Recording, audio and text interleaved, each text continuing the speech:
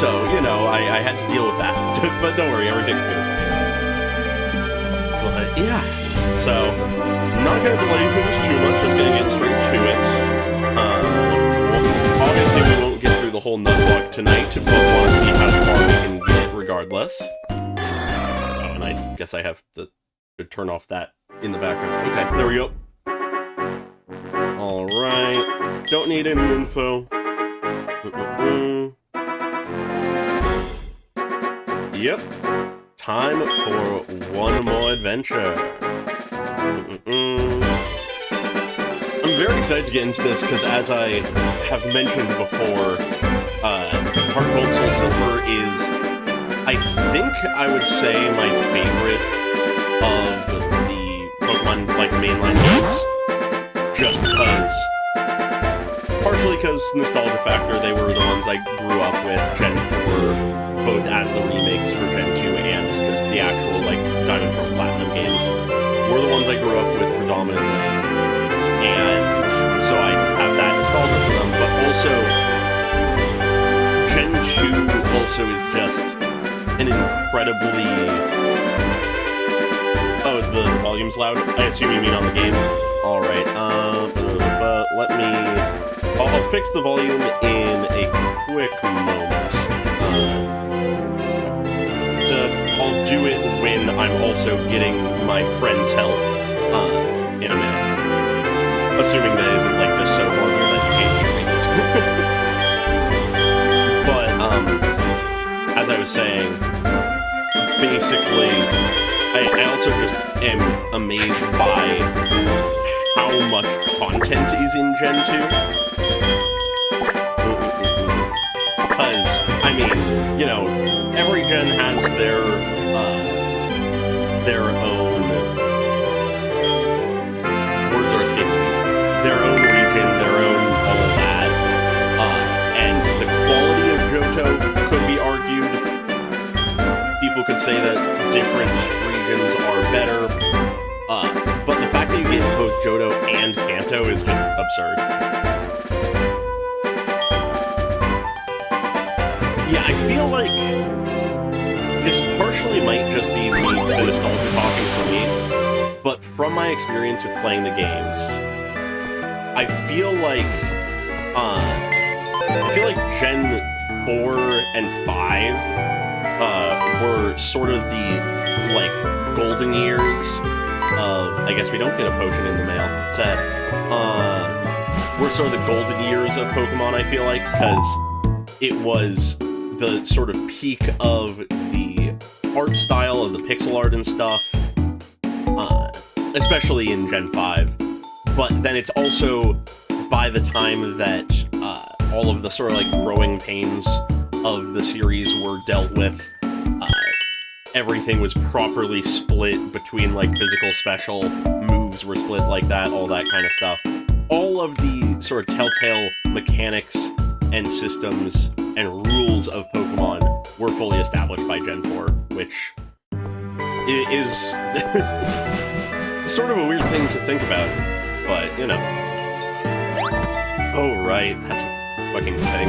There's day-night cycles in this game. God. I guess that will impact what we get, given that I'm perpetually playing in the evening.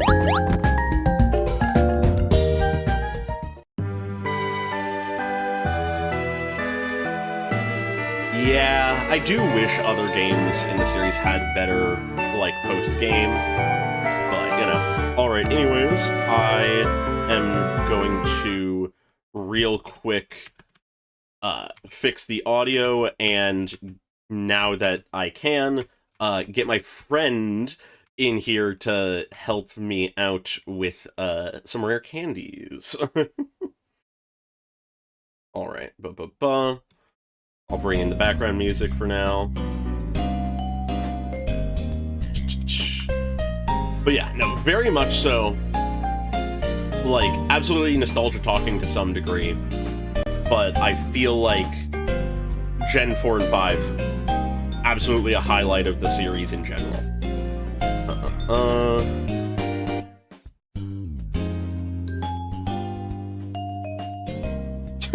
Oh my god, perfect. Of course Rumkus will appear. Alright. Let me see about the volume.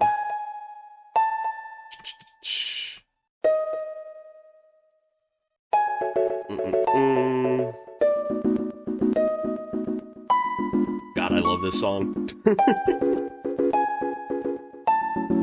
I am very much looking forward to the fact that we won't be in that weird space where entire types are locked behind special or physical. It was really rough that that was the case. Like, it's gonna be... There's so many mons that will suddenly just be so much better off with that, like, one change. Which is sort of crazy.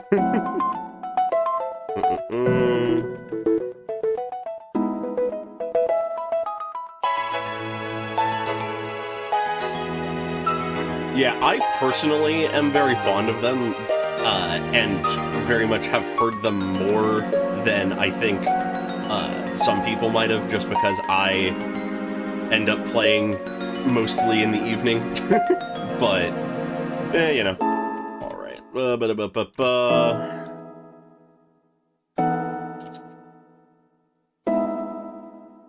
Okay.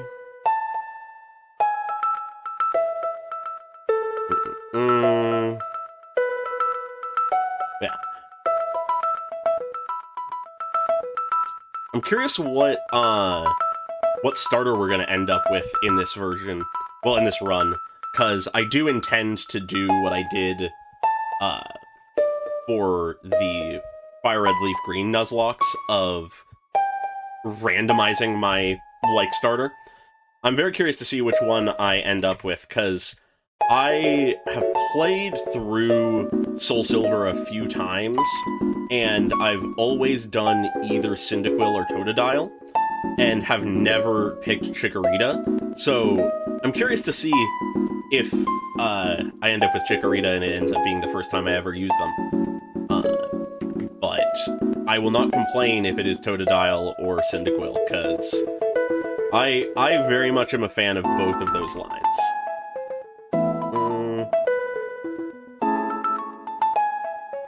I almost certainly will do headbutt encounters at times. Given the sort of unreliable nature of how quickly we can get them, if they're taking a while, I might, like, not bother doing them on stream, but just, like, between streams, pick up any, like, town encounters that I haven't gotten yet in the form of headbutt stuff. But, yeah, we'll see how it goes. Obviously, I need someone who can headbutt to do that, so it won't be immediate, but... You know, very much headbutt is something I find very interesting as just, like, a thing that works for encounters in this game. Alrighty, nearly there.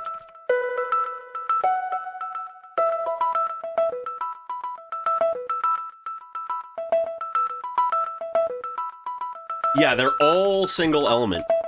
Which is very sort of surprising, honestly, because just sort of like thinking about it. Yeah, most generations, at least one or two have dual typing. So it's sort of surprising that this is like the one that isn't the case for.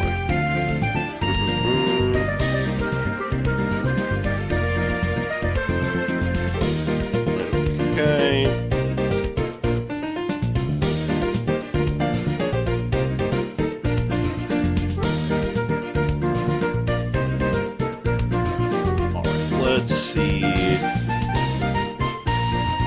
how this sounds.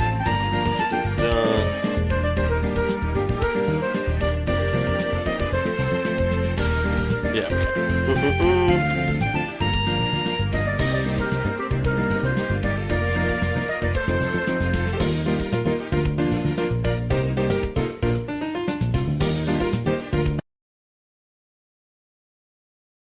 Okay. Let me know if this sounds better, if it's still too loud.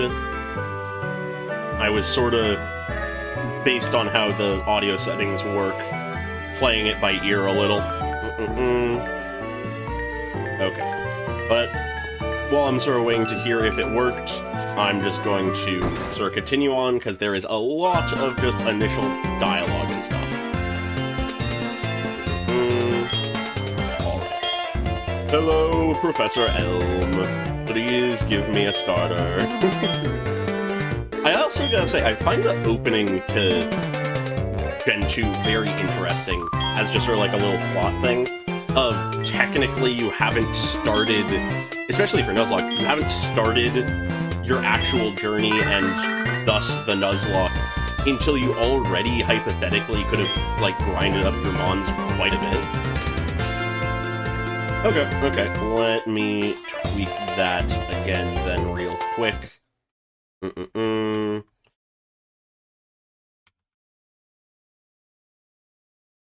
Okay.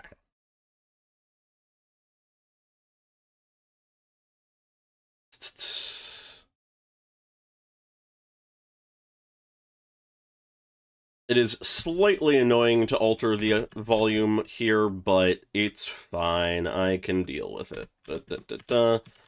Presumably, it isn't the kind of thing that should need to be changed too much more. Alright, I'll go with that. I'll go on the safe side. Yeah, okay. There we go. Apologies for the further delay due to, like, sound and stuff. Just want to make sure it's good so that it's, you know, not an issue for the rest of the stream. Better to have the technical issues now rather than have them for the entire stream. Okay.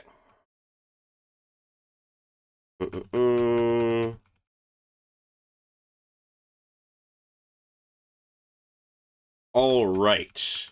Hopefully, nope, had an L password accidentally. Hopefully that is just a bit better. Okay.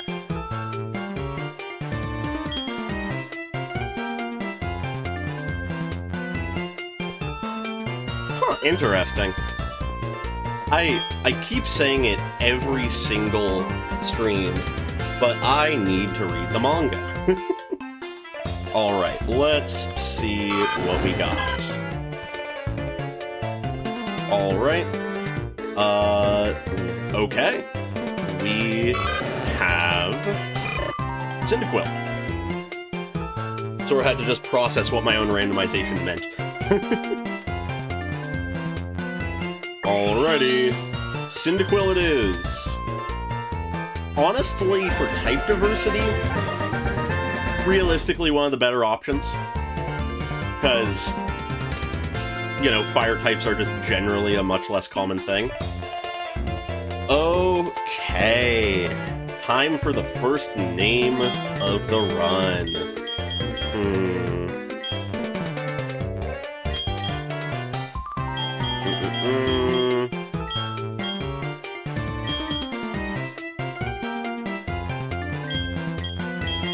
Let's go with...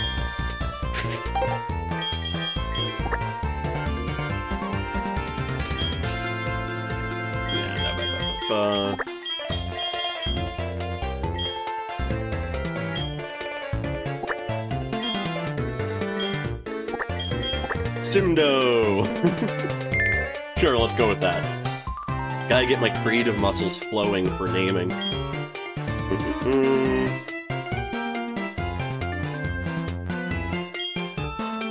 Okay.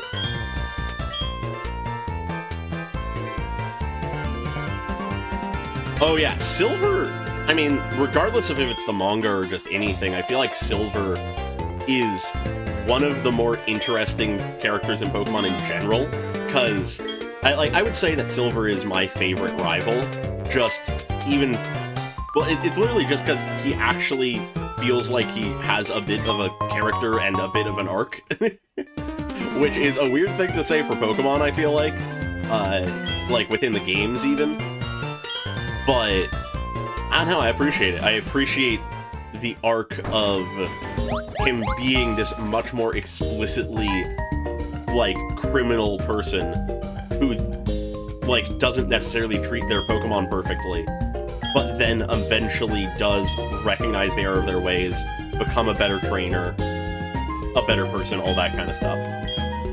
So I imagine the manga does some good stuff with it. So there's plenty to pull on there.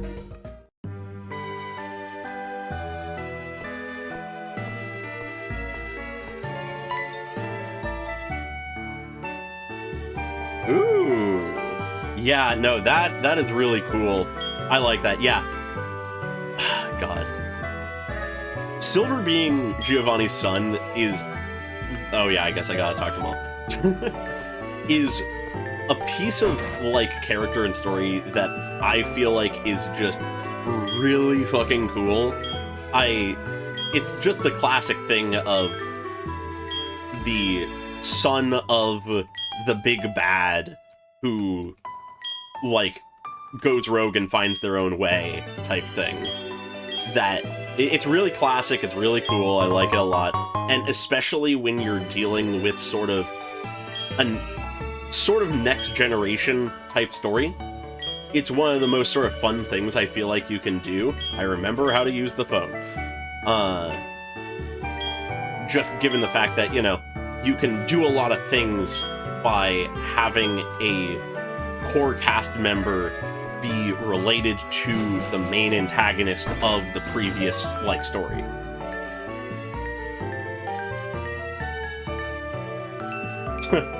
God. Yeah, no, I would love if there was stuff that touched on, like, that kind of stuff more, which, I guess, once again, reason to read the manga, because despite Pokemon's story being, limited, let's say, in how much there is going on, I am weirdly invested in a lot of it, which will be interesting because I'm very much going to, probably once we get to Gen 5 and onward, I'm probably gonna, like, actually start reading what's happening in game rather than just blasting through everything. Because though I know the general plot beats of a lot of those, I have been in the Pokemon space, so I know that shit. I haven't played them for myself, so it'll be my first experience even if we are Nuzlocking them. Anyways, this isn't our actual catch encounter because I don't believe we have Pokeballs, but, you know.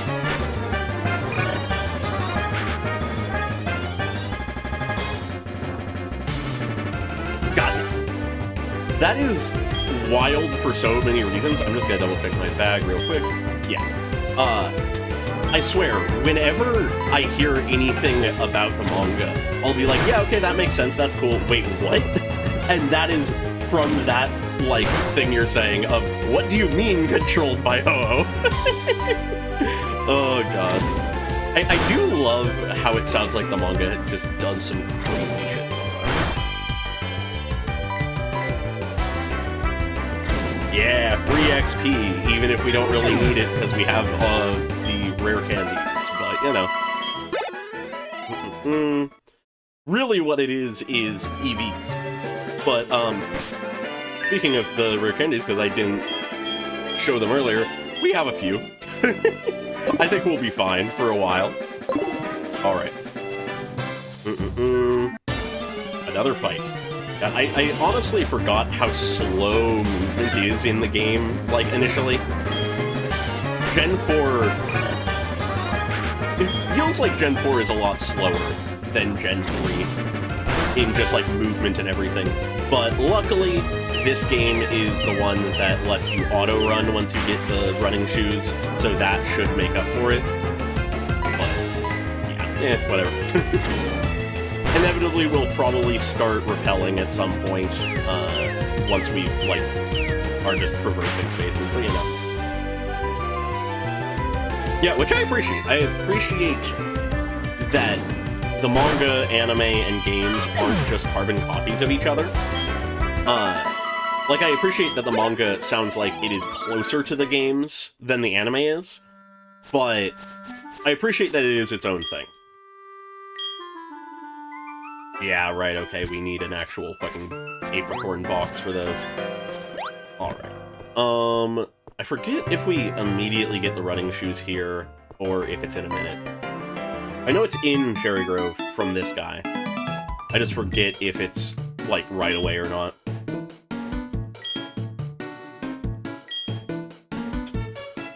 Yeah, at least they give them quick, and at least it's the first game to have the auto-run feature. That, on its own, is massive. Because, you know, none of the previous games have auto-run. I do hope that's something that retained into Gen 5 and onward, because I honestly don't know. And the little bit I've played of Sword and Shield and X and Y and stuff like that, I don't think is comparable, so I don't really like to the way that movement happens in the previous games and gens, so I don't know if Gen 5 does it.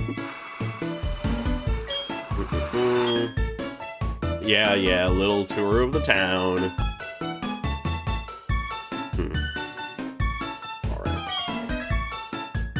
Okay. Thank you for the running shoes.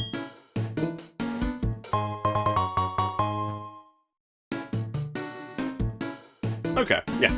In that case, I would assume that Gen 5 does, because HeartGold Soul Silver does, but Diamond, Pearl, and Platinum didn't. They had the running shoes, obviously, but they didn't have auto-run features.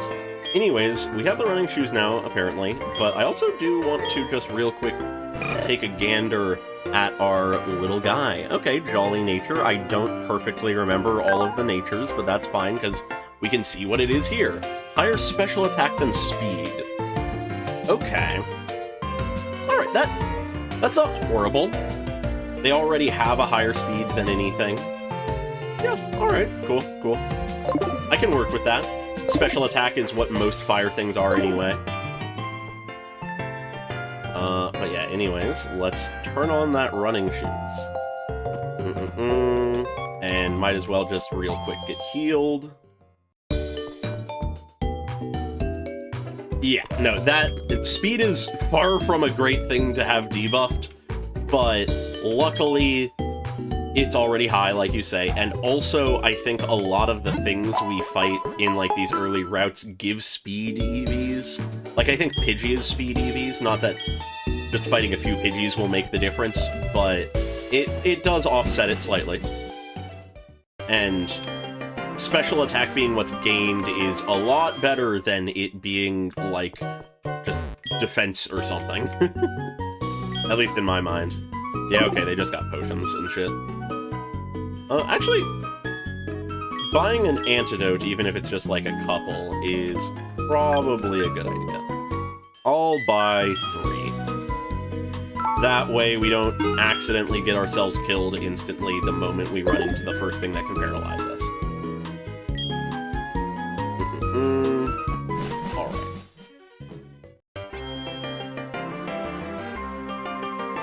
Yeah, God. EVs are something I constantly oscillate between how much I care about. Because, like, obviously if you're doing really serious, like, challenges, it can be a worthwhile thing to consider and, like, actually work with. But in normal play, there is really no reason to. But I have dabbled in EV training once or twice in the past, just in my own time. Not the kind of thing I would sit through, like, for any real period of time, but I have done it, like, once before, pretty much. Alright. Oh god, I forgot, yeah. This guy just gets mad that you don't go to his house.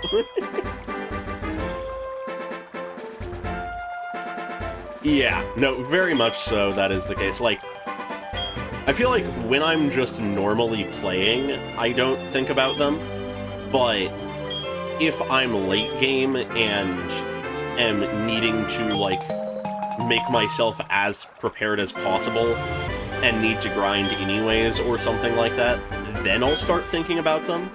But until I'm actually, like, having challenges or something like that, I really don't care. I guess I should have grabbed that apricorn while I was there, but whatever. I don't really intend to do too much apricorn stuff during this run, but, you know. Alright. The long trek to begin the run. Caterpie, okay, okay. I am much less familiar with what all of the different encounters are like and what is available on all the routes in this game than I am in Fire Red Leaf Green. Partially just because, you know, there's more diversity due to like day-night stuff, but also just because it's honestly been longer since I played.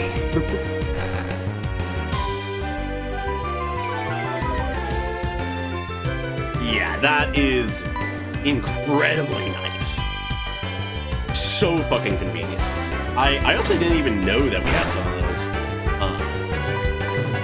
But yeah, no, that's nice. That is really fucking nice. Because God, is it easy to, if you're caring about EV training. Oh hey, the useless crit. Simdo already has a lust for blood, it would seem. I was saying something and I lost it now. Anyway, smoke screen, nice. Wow, okay. Fight again very quickly. Oh, I think I know this. I was just saying that,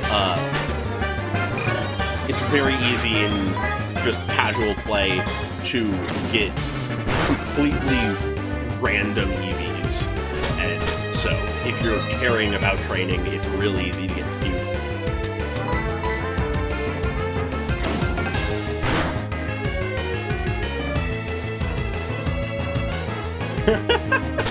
Oh, that's great. I love that, actually.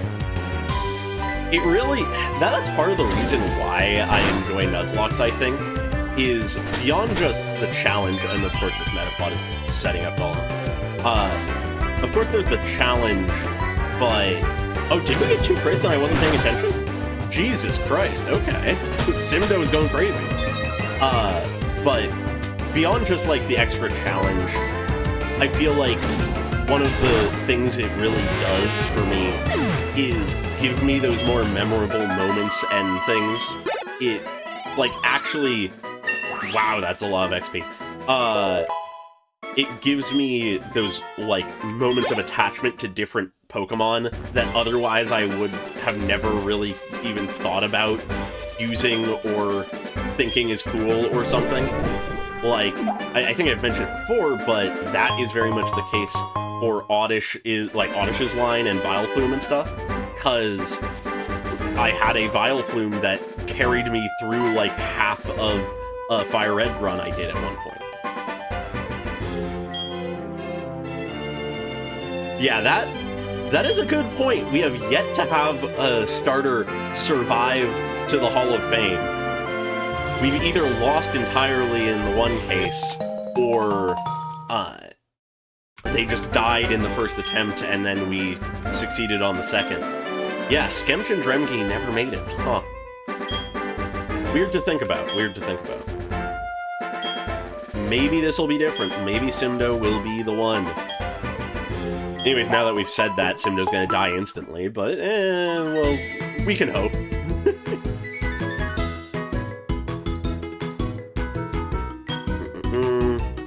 Realistically, Simdo will have more, like, scenarios to prove himself than, realistically, Dremge did, I think. Because, though Dremge did work,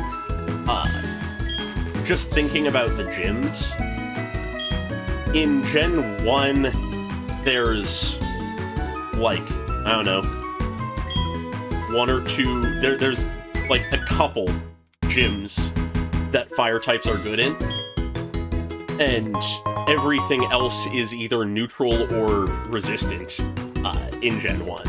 Where Gen 2, we've got the Bug Gym, we've got Ice Gym, and at this point there are actually more ice types that are just ice types. There's the Steel Gym. Like, there are options this time around that, well, not options, there are gyms and, like, fights that we do where fire is actually useful. And much more consistently. Which I appreciate. Obviously, water types are always good. They always work.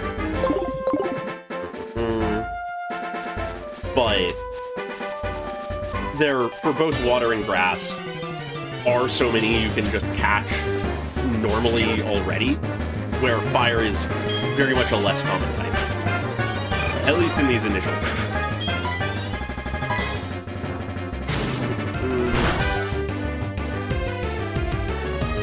Yes. Yeah, no, it's interesting.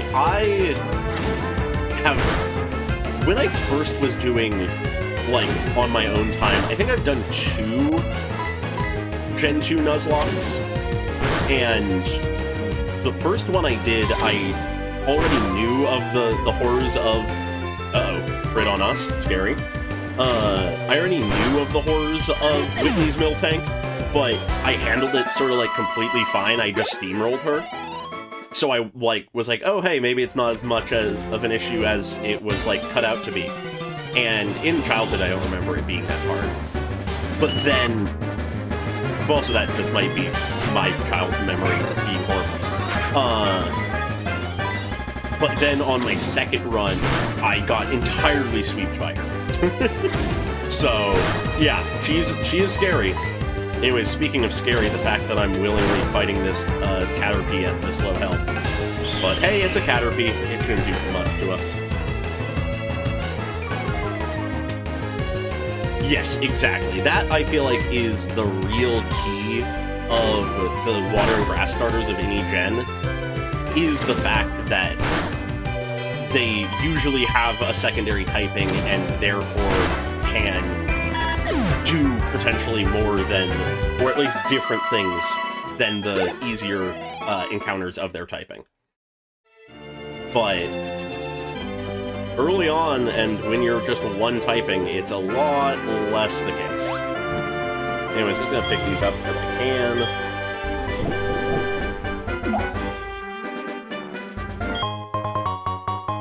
Yeah, that's very fair. That is very fair.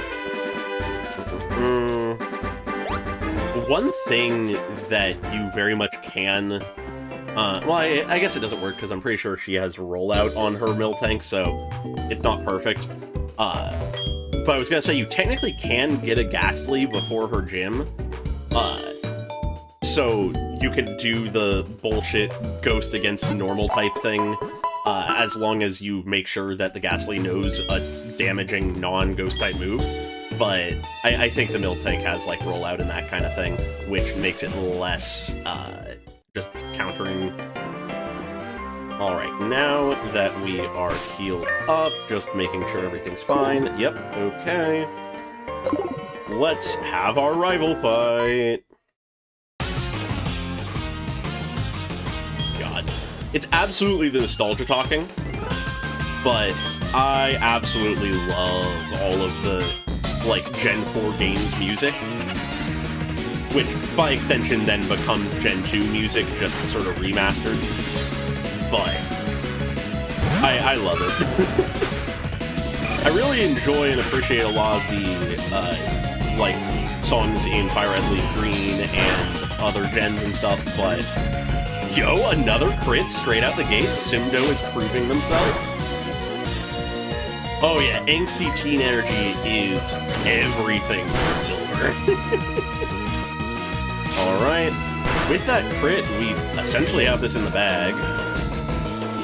Simdo is already being an MVP, which admittedly isn't hard because they're the only mon we have, but that's besides the point.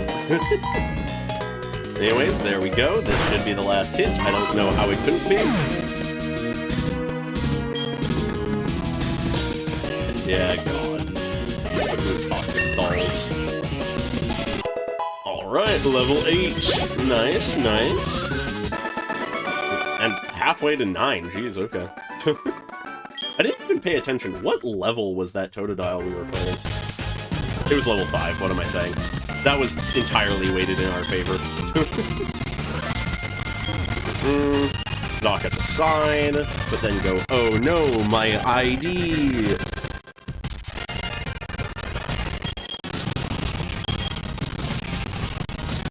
I find it interesting that Silver has a trainer ID. Do I need to heal?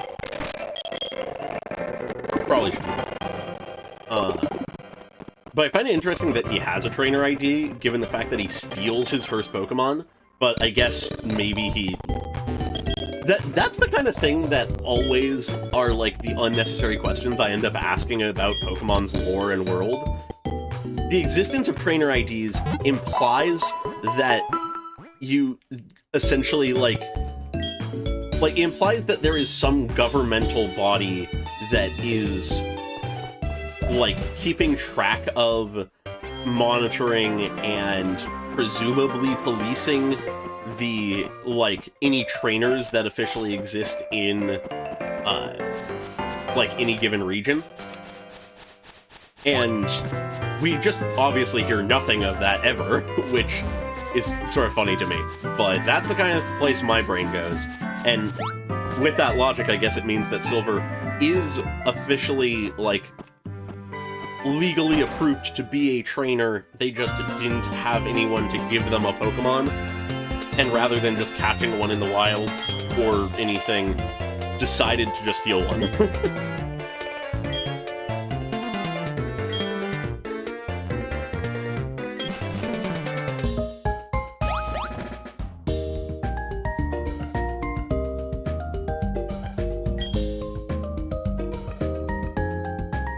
Interesting. That's a cool... I like that. I like that. It feels better than the trainer ID, because it ties it into something about, their character.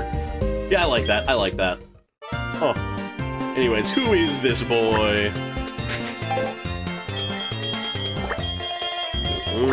They are Charles. Yeah, no, I very much prefer when the rival has the Pokemon that is better against you, because it forces you to actually strategize against them rather than just sweep with your starter. Even if it's only minorly so. Because, yeah, I don't know. I don't feel... It feels just too easy if they just have the thing that is weak to what your starter is. Especially if your starter starts with a move of their type. At that point, it's like, what are we doing? But honestly, I would say I think one of my favorite forms of it is when you have essentially two rivals. One that has the stronger one and one that has the weaker one. I don't know, that kind of thing I sort of appreciate.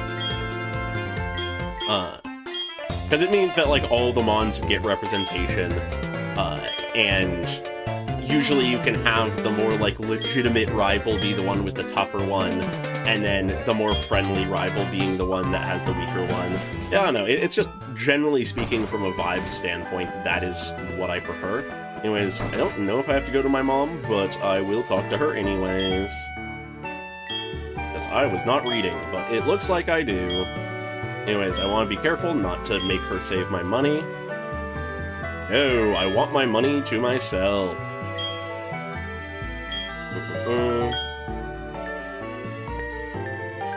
Yeah, I've always preferred the actual rival characters to the friend characters, which I feel like, from what I have seen and heard of the later games, essentially I feel like it really started from what I know in Sword and Shield and then Scarlet Violet, but I don't know, it might have been the case in Sun and Moon and previously, but how they'll have several characters that are all to varying degrees rivals of yours, where like there will be at least one person who is more legitimately competing against you, less friendly, whatever it may be. And then you do have your just sort of like best bud who is just on this journey alongside you and is like just here to have fun and get as far as they can. I feel like having just more characters that can fill more of those slots is nice, because I'm not fundamentally against the friendly rival like archetype. It's just I prefer to have the antagonistic rival who then learns the lesson and has an arc, compared to the, hey, we're best buds, we just are a flat character and we won't change ever.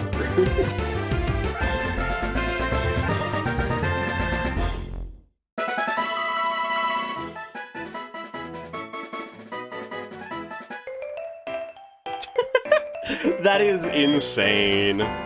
God.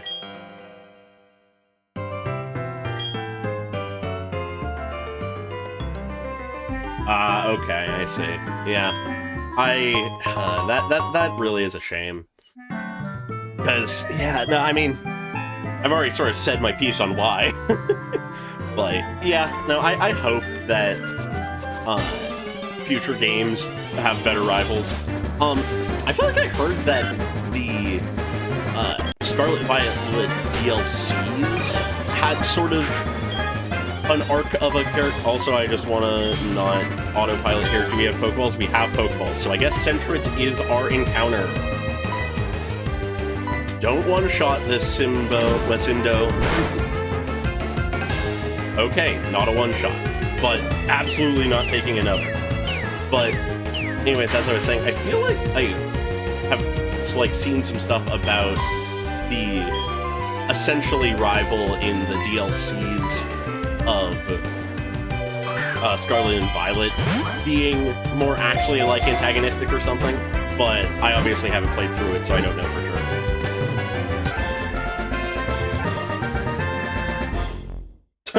That would be interesting. Having like a friendly or competitive or antagonistic rival based on difficulty. Huh, yeah, that is an interesting idea. I'd be curious how they would implement it. Alright. We got ourselves a Sentret. Let's see, what do I want to name them?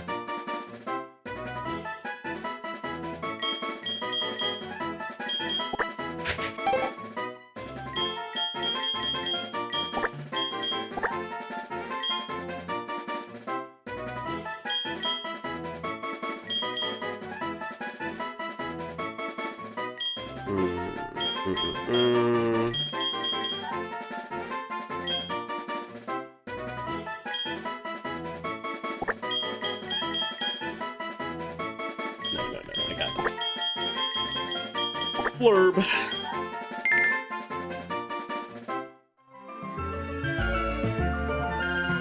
Yeah, the main thing I know about Scarlet Violet is all of the technical difficulties and glitches and, like, all that stuff, and the fact that it was almost entirely fixed with the Switch 2 version, which is very funny. But, yeah, no. I know relatively little about the actual game, like, and story of it. I just know that it is, like, attempting to actually be open world, which is interesting. That is one thing to consider with Nuzlocke, like, going forward is, though obviously it won't be for a long time, if I do just keep going into, like, later games, the more open world the games get, the trickier Nuzlocks become. Because how do you define what a new route is? How do you define, like, how many encounters you get? You know, it gets a lot trickier. But realistically, that's not an issue until, I think, Sword and Shield.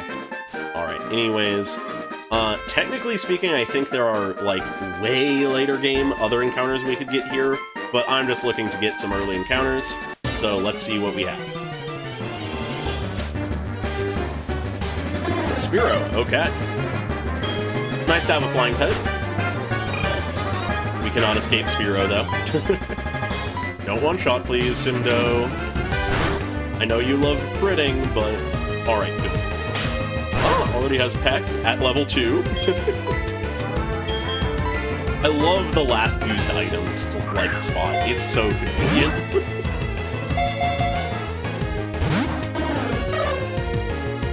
Yeah, no, I knew it wasn't truly open world, but even then, the question of just, like, how does the Nuzlocke apply to those open world areas?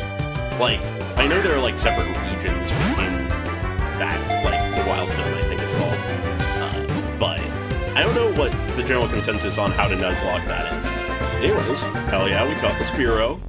I think I will continue my, pattern of how I name birds.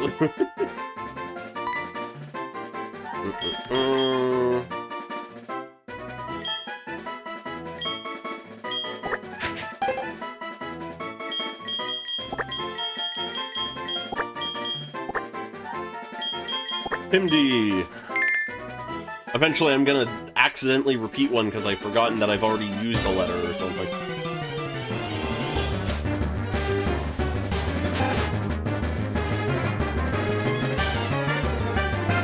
Yeah, no, that would be rough. Because, I mean, like, hypothetically, if you could somehow catch that, well, then just your run is solved. Unless you're using a level cap, at which point, uh-oh, it's wasted anyways. But, in all likelihood, that is just a risk of...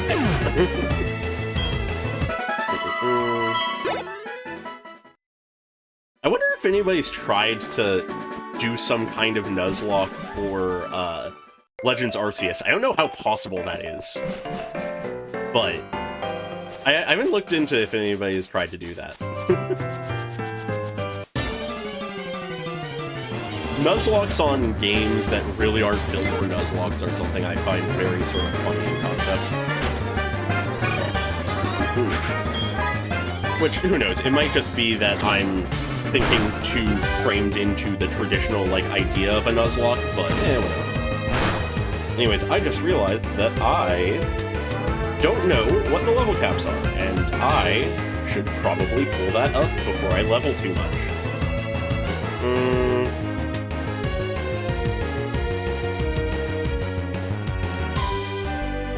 Yeah, no, I've seen some, like, stuff like tournaments and things, but never looked into, like, if there were Nuzlocks being done. Okay, level 13 is our cap right now. So we can keep going for a bit on Simdo.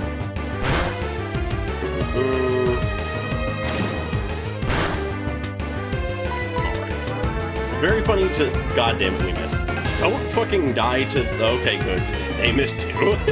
Just whiffing each other fully. Yeah. I am very much excited, though, to just sort of, like, be moving forward with the games here. As much as I was enjoying the Leaf Green Nuzlocke and am satisfied that we did win in the end, I am very glad to be out of Kanto.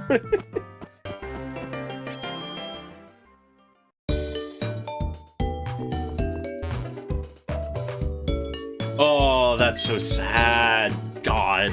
Yeah, in all of my time playing Pokemon, have had... I think only one shiny encounter. I can't think of any others.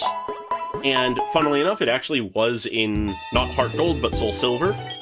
And it was a Skarmory. I never really used it, but I absolutely caught it. And I was lucky enough to actually, like, get it. Yep, we gotta face our past self. We gotta beat Sillin. Anyways, here's to me headcanoning that, we're playing Sylvan, the person from the Fire Red Nuzlocke that failed, who then decided to reset back to square one, where, Red is, I guess, the Leaf Green Sillin? I don't know. Don't question this. It's not a well-formed headcanon.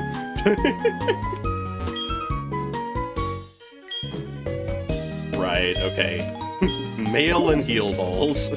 Just curious to see what they had. Anyways, yeah, stocked up on a few more balls, but then we move on. Route 30. But yeah, mentioning Kanto and Red, though, is actually a worthwhile thing, because just sort of like moving... Yo, Rattata! The return of Rumpkus, but again! Okay. Presuming we don't kill this Rattata, we need to figure out what to call this version of Rumpkus. Rumpkus will never leave our side, even in death. There is a temptation in me to just call them Rumpkus too, but that feels, ooh, that was close. That feels a bit, I don't know. The words are escaping me, but bad. That is the question. Will this version of Rumpkus be chaotic evil, chaotic good, or chaotic neutral? So far, I think we've at best had a chaotic neutral one, but I think Rumpkus was definitely chaotic evil. Oh god, I'm forgetting what we called the one that actually came with us on our run in Leaf Green. God, what was their name? Was it Pumpkus?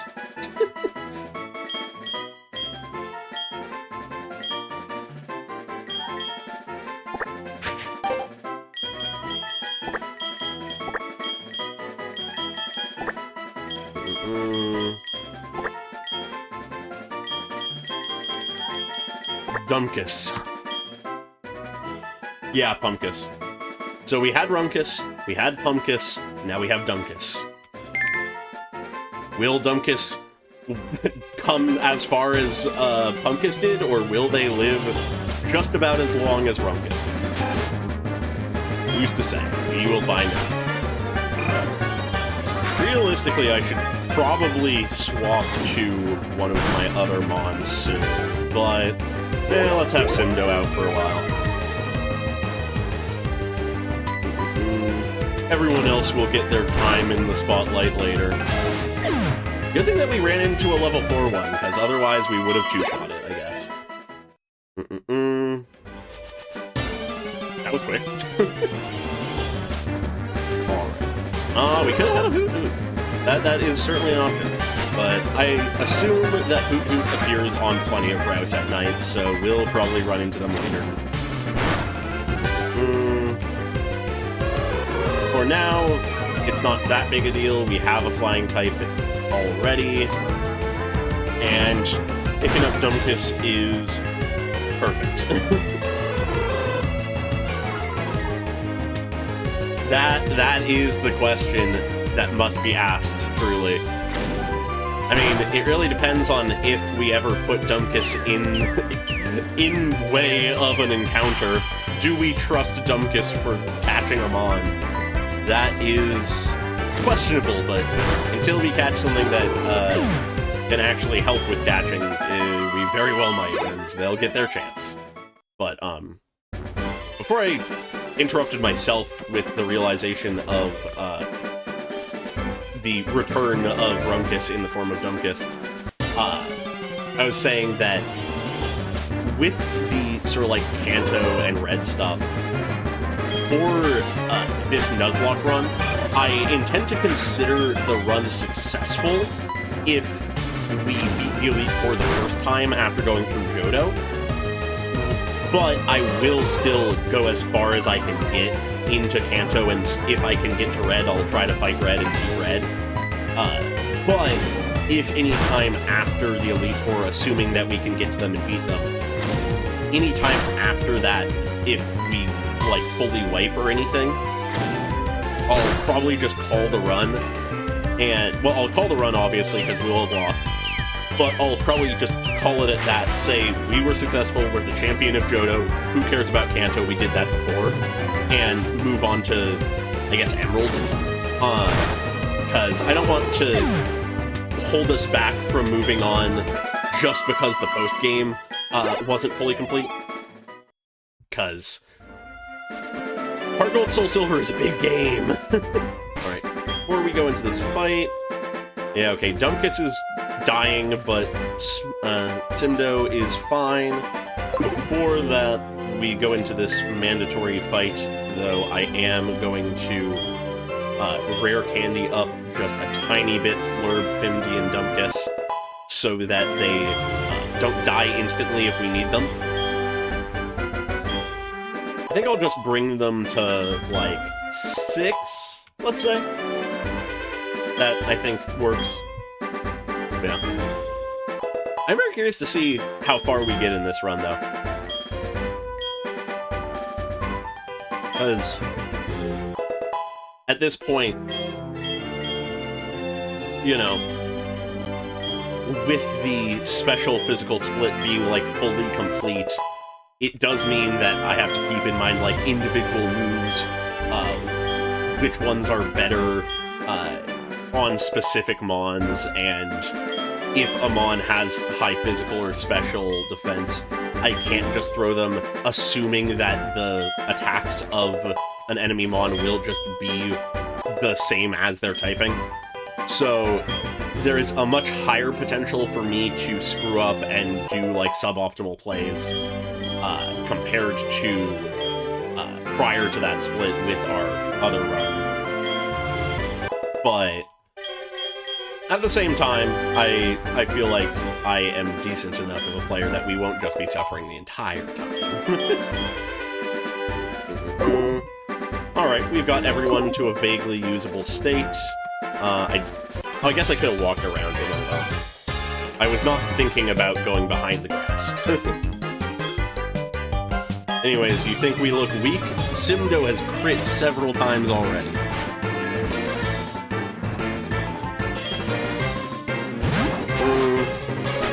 I'd love to throw our Dumpkiss at this Rattata to prove he's the better Rattata, but didn't heal them up, so Simdo will have to deal with it.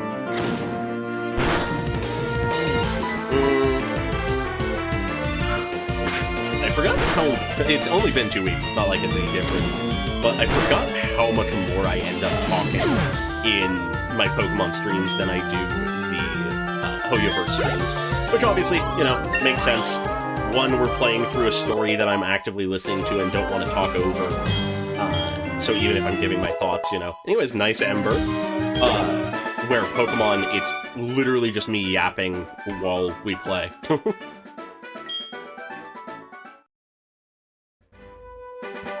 I think maybe the next one is. Anyways, I'm not going to take this person's phone number because I do not want the phone call spam.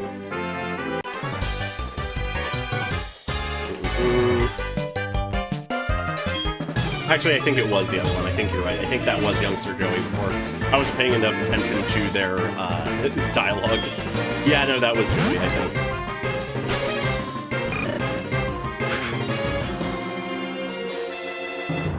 Yeah, I am curious when we will be getting, let's see, how do you reorganize? I guess you can't reorganize in battle. Whatever. I'll reorganize out of battle, I guess. Now that we have moves that we want in the front spot. Anyways, one shot, nice. But yeah, words, thought process. What I was saying was just, yeah, I am very curious what when we will get the 2.2. God, words are escaping me. Strip marketing.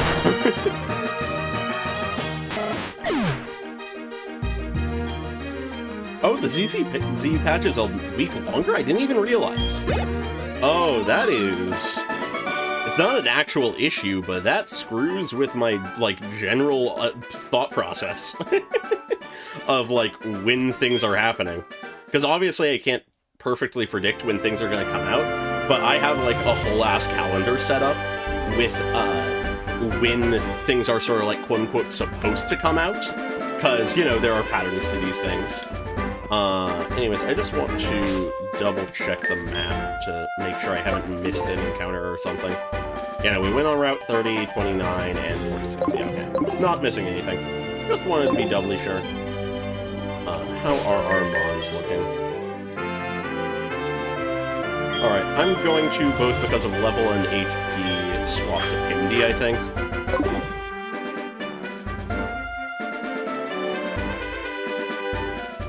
But, yeah, no, if it is actually a week longer and I just didn't realize, that would explain the delay in drip marketing, but God, that's rough.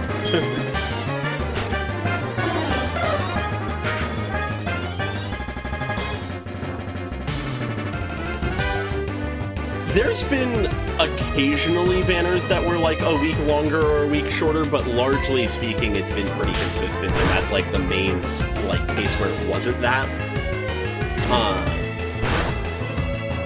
Yeah, I think, if I remember correctly, I think the, I'm forgetting what version it was, but the original Miyabi banner, whichever version that was, I believe that version was either a week shorter or a week longer, and then because of that, the next version was the opposite to bring it back to the normal, like, pattern. Because it does seem like they try to sort of keep the 3 games in this pattern of all of them have a 6-week update schedule, with each one being offset by 2 weeks. If you've paid attention to my live stream schedule, you'd notice that, because I play the Toyoverse games the moment new stuff comes out, and on the weeks that it doesn't, I'm playing other stuff, which means it alternates. But, you know, I'm just sort of saying obvious stuff at this point.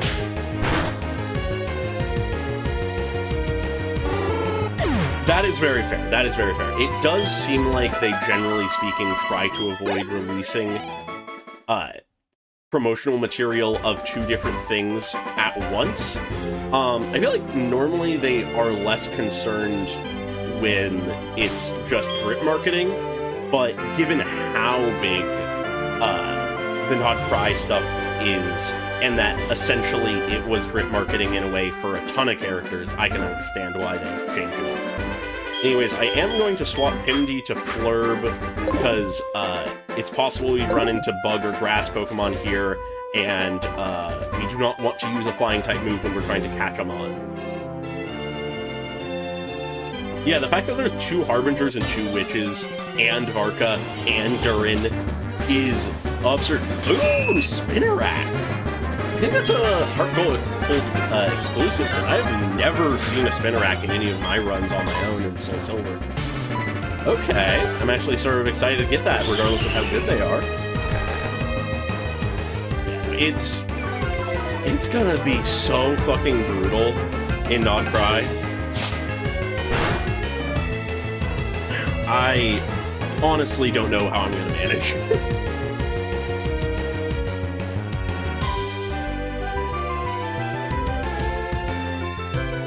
Yeah, that is always the concern, because that could always happen. Someone could get Capitano.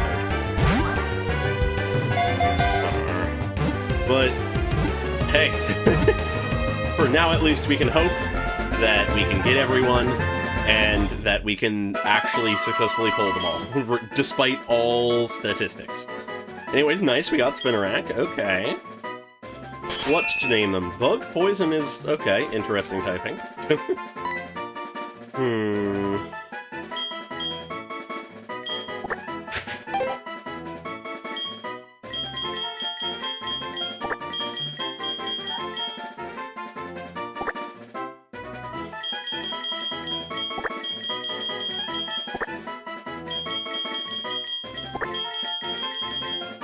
Himalik.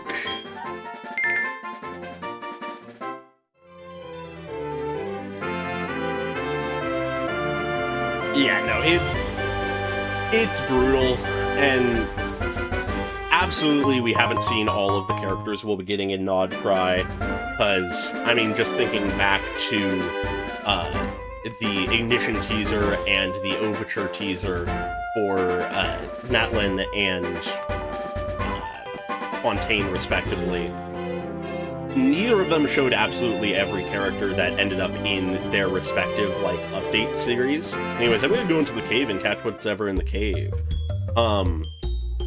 So there's inevitably gonna be more Mons that we just, well, not, what am I saying? I'm mixing up my games.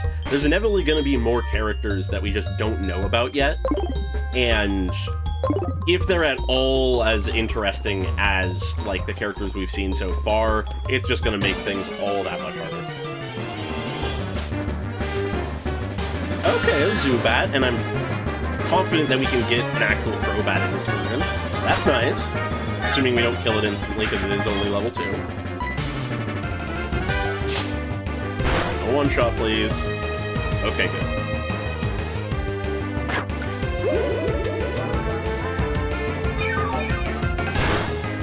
Oh, that's a really good point. I was vibing with this design, but I did not pick up on those little elements.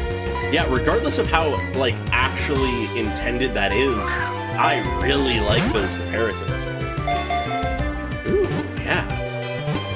God, I need Durin. I need him. I'm very curious to see what his personality is gonna look like, because I very much am getting the vibe that it's gonna be a sort of, like, soft boy who has the inner monster.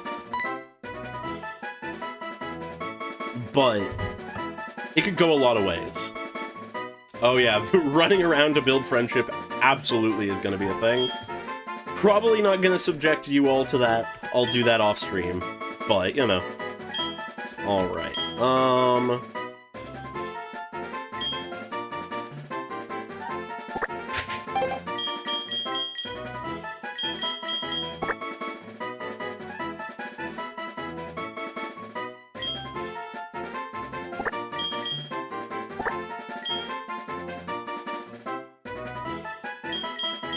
Medboo.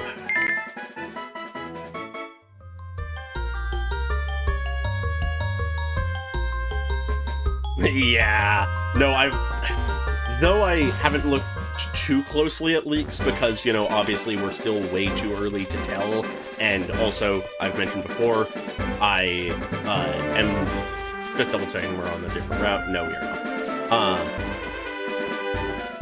We're way too early to know for sure, and I also, as I've said before, try not to look at leaks too much so that I can be surprised when I, like, see them officially released and stuff. But I have seen things of supposed leak claims that Durin will be a Pyro sub-DPS support that rivals/beats Bennett and Zhangling, and will be crazy good, and blah blah blah blah blah, and we get that so often. It's every year.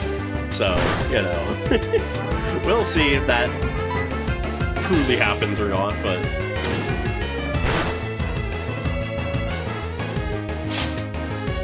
Oh, that would be really cool.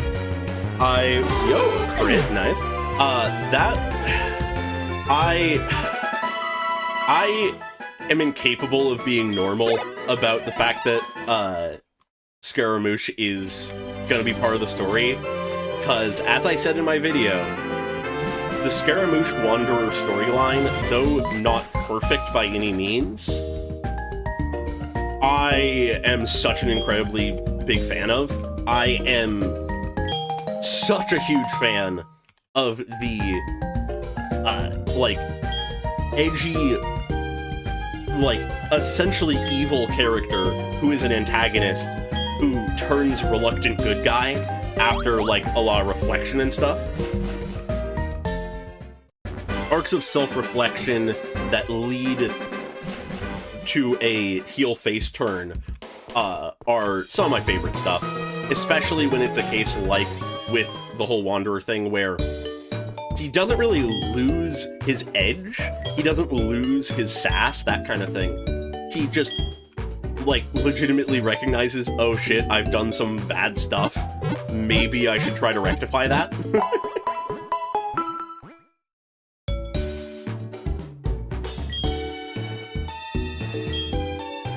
I would love that.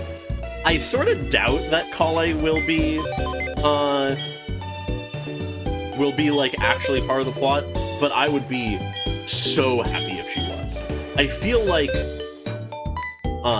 if Kale doesn't show up in Nod Cry for storyline stuff, I feel like Dottore has to survive, because I cannot believe, like, I do not think it is possible, if they are doing, like, a good story, for them to have Dottore killed off without them at least having Kale be touched on.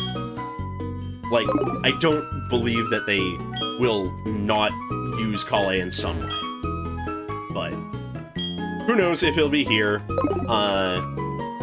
Given that we don't see her, I'm not super confident, but it's possible.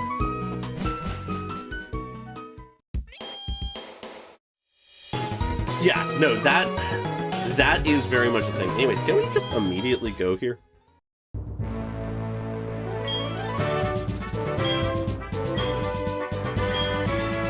Oh, right, you gotta do Breath Tower first. Okay. What was I saying now? But yeah, no, believable redemption is always a very tricky thing, because I'm narratively very much a fan of redemption stories, and personally am a very big, like, advocate of redemption as a concept.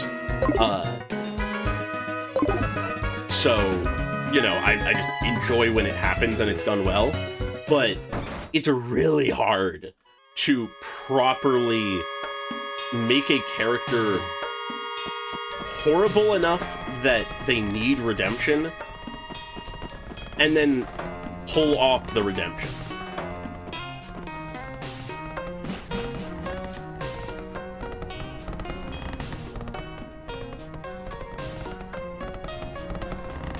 Yeah, I definitely was getting Sumeru vibes from Nefer in the little bit that we saw of her. But I was assuming that obviously, like, she would be... Yo? The rare Ghastly encounter? This is supposed to be where you get bell sprites.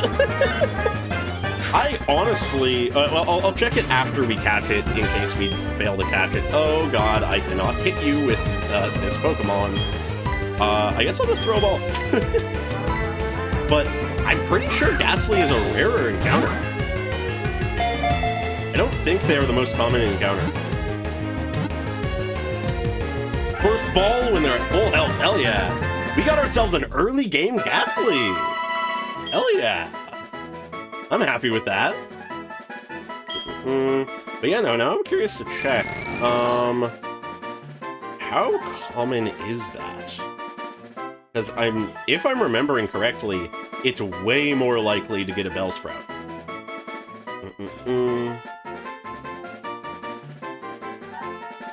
Yeah, well, I mean, hey, at this point we're actually beginning to find a sort of through line with some of my favorite things. I really love Scaramouche, partially because of his redemption arc. I really think that Silver is my favorite rival, mainly because of his redemption arc, and I like redemption arcs for evil characters. Especially because a lot of the time it makes things messy and shows that they aren't just evil. Yeah, no, just curious to check this. Sprout Tower.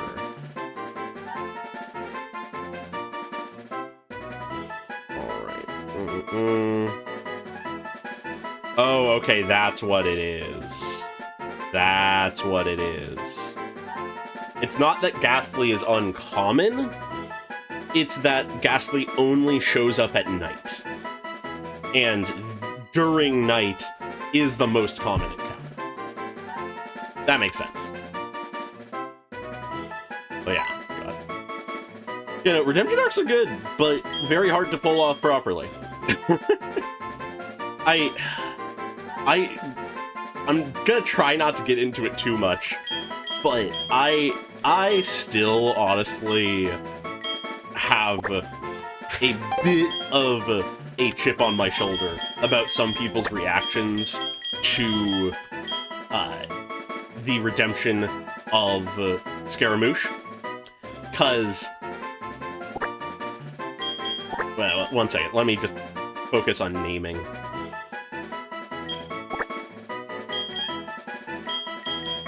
Lulalo. There we go. Because I distinctly remember a few people just like on the internet, as well as some content creators or whatever, like a lot of people having the belief that by erasing himself from like existence, basically, it means that there were no consequences for his actions, and that is bad. Where I personally disagree from a narrative standpoint on a lot of levels with that. Because, first off, context is king. He wasn't escaping his consequences. He wasn't, like, pulling that stunt to escape, like, any punishments. He was doing it because he was depressed and effectively trying to wipe his own existence out of reality. Yeah, no, that is the biggest thing. That, like, context, story, arcs.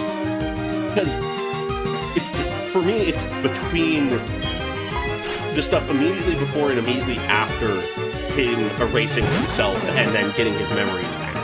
Because on the one side, you have the fact, oh hey, he wasn't trying to escape consequences, like, nice crit. He wasn't trying to escape consequences when he was doing that in the way that a lot of people talk about it. Like, obviously, to an extent, he was trying to escape consequences, but the more pertinent thing is he went from believing he was destined to be a god and feeling divinity to it being pulled away from him and him feeling like his heart was torn out and he is burning alive and like he'll never achieve anything ever. And so he went into a depression spiral that resulted in him wanting to just give up. And whoa, would you look at that? We're basically just describing, like, sorry, content warning, I guess, for a brief moment here, suicidal thoughts and attempts. But, you know, I don't want to get too deep into that because, you know, that's a bit heavy, but, like, I don't see nearly enough people talking about that kind of thing. And then there's also just the fact on the other end of that, yeah, sure, if he really, really wanted to, he could never be punished or, like, in any way have people attempting to seek consequence or punishment for all of his crimes. But within the same quest, he literally is like, hey, I want to make it up to people to a degree. Like, he doesn't, like, outright say that perfectly, but he does, like, essentially say, I want to, like, make things right as much as I can. Tell these people that, like, I was the one at fault. Like, he's not... I said I didn't want to get into it too much, but I can't help it.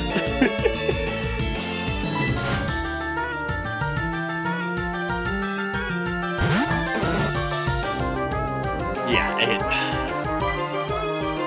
very much like I said, one of the sort of bigger chips on my shoulder about, like, fandom opinion on the story of Scaramouche and, like, Genshin in general and stuff is that, and, like, I'll admit, the Scaramouche, like, Wanderer storyline, that exact, like, quest from that one version, not perfect. I feel like it drags quite a bit in sort of the middle portion. It could be a lot more snappy. Get the same points across, that kind of thing. But for the actual narrative, the content is completely solid.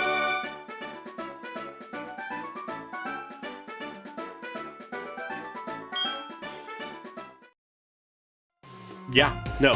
And, like, even just, like, in what you're saying right now, it shows something about his thought process and, like, state of being in that moment.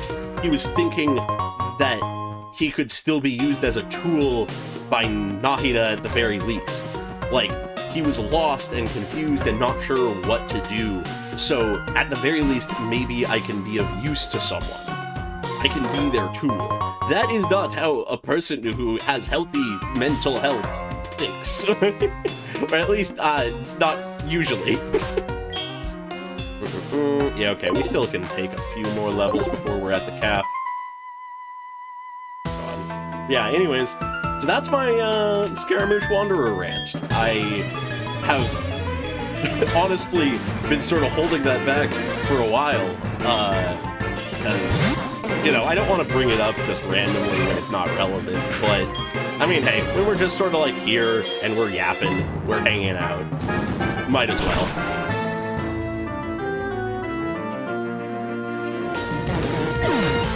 But, yeah.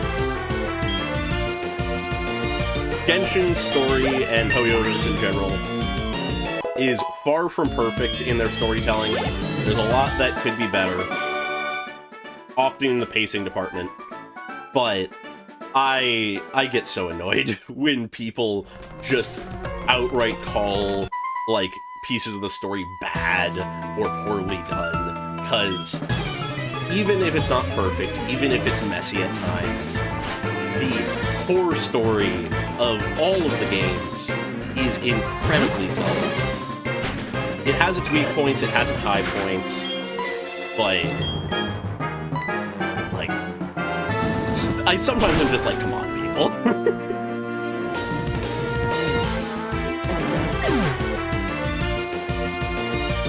Yes, no, very much, I think that is one thing to always keep in mind with Genshin, which is becoming easier to see now more than ever, is just that Genshin has been playing the long game for its entire existence. It is designed to tease things to us very early on and never pay them off until, like, essentially now. And it's so painful at times because we just don't, like, get these interactions or plot lines or lore drops that we want until way later. But when they finally come, it is all that much more satisfying, in my mind. Typically. As long as they're done well. But, in general, I feel like, at least on the lore drops and, like, character interactions once we finally get to them, Genshin delivers. Hoyoverse delivers.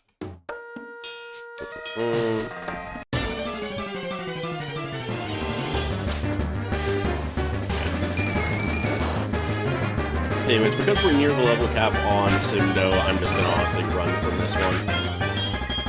I forget if this last guy is also a fight or not.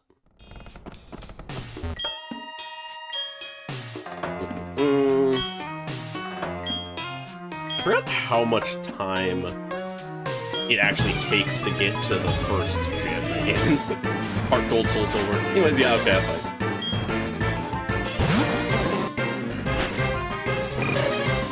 Yeah, no. Mondstadt and Venti and so much else is such an insane, like, enigma that I guess we're gonna maybe find out some of, thanks to Varka, and maybe Alice to an extent. But, like, Jesus Christ, there are so many questions with Mondstadt. And we have gotten so few of them answered. Ooh, quick attack. I think there is literally no reason not to just replace Tackle. Because Tackle is 3595 with 35 power, well, that PP, but it's 40-100 with 30. Yeah, it's so similar, but just a little better.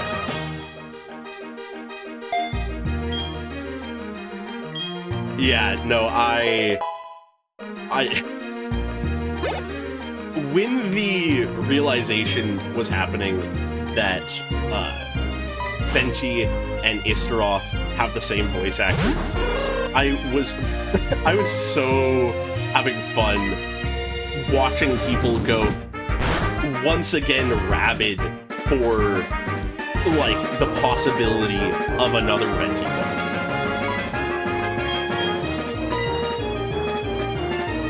Let's see how quick attack does.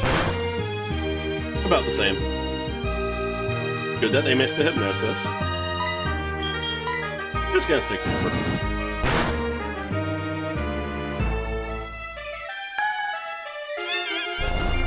Oh, interesting. Of course, they're gonna stall this now. That's interesting to know. That's actually pretty cool. Yeah, the Archon skins are something I like. That is the kind of thing that would legitimately make me consider getting skins.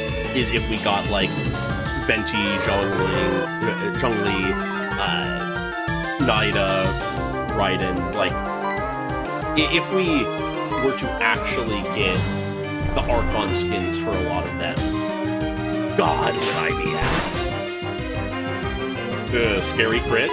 We are being asleep for just the longest time ever, but there we go.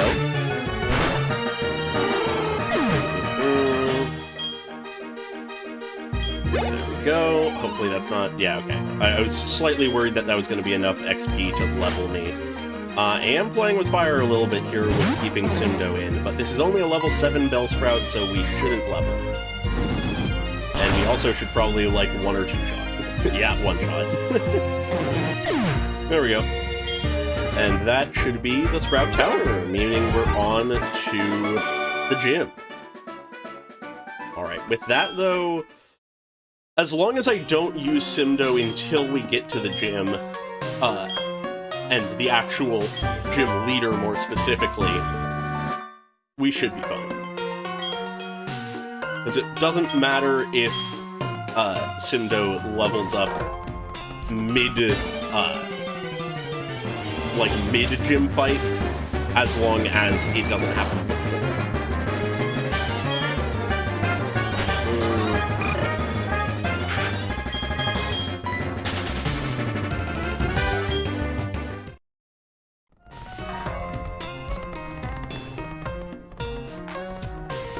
Yeah, God, the fucking flood of information that was that leak was insane. Like, the way that the, like, pacing and validity of leaks varies with Genshin is very sort of wacky to me, because it just really does seem like it goes through these, like, ebbs and flows of, here's literally everything you would ever need to know about all of the characters and story right before the version releases or something like that. Here's a ton of concept art, here's a ton of information of big plans, and then next we'll have months of just like, this is maybe the character that's releasing next patch, we don't know, and here's what we may think their kid might be. Anyways, we're wrong. Yes, we are playing with fire with Simbo. Pun not originally intended, but retroactively intended. Let's go with that. Alright, so we're against a flying trainer. I don't think we have anything that specifically counters that, but we do have one Mon that gets countered by that. So let's get Spinnerack out of there. Alright. Yeah, realistically, we're fine to just sort of bring our strongest boys.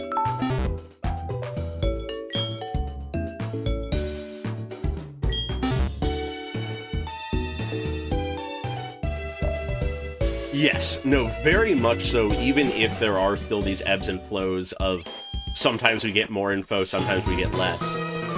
Absolutely, after that whole wave of information, they brought up the, like, security in general drastically. Because there's a lot that happened in Natlan that we just had no knowledge of. Alright. Okay, just double checking that I'm not wrong. Yes, 13 is the cap. So let's get the rest of our boys and girls up to that.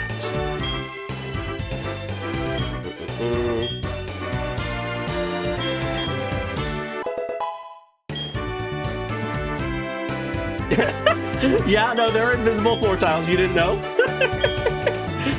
It seems like the first gym of a lot of the gens tends to have those sort of secret pathways.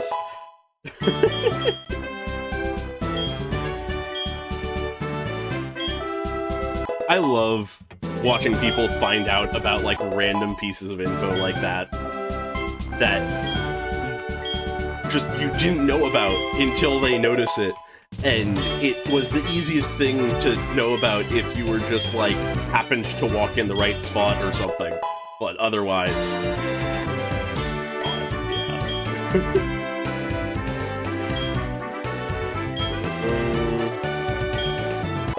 Okay.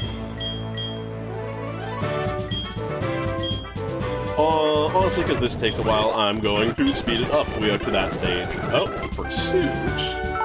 Okay. Type diversity. We don't need Fury Attack, I don't think. But it is a type diversity case, and I don't think we need both Growl and Leer. We'll get rid of Growl. Now we speed. Dumpkus. Grow, Dumpkus. Realistically, we won't need all of our Mons, but... Ooh, Bite! That's nice. But given that we don't have a dedicated, like, sweeper for this team, good to make sure everyone's ready. Also, Dumpkus has Guts? Nice! We hypothetically could play around that. Anyways, damn it, their nature makes their attack lower. Annoying. Anyways, I'm gonna get rid of Tackle because we have Quick Attack.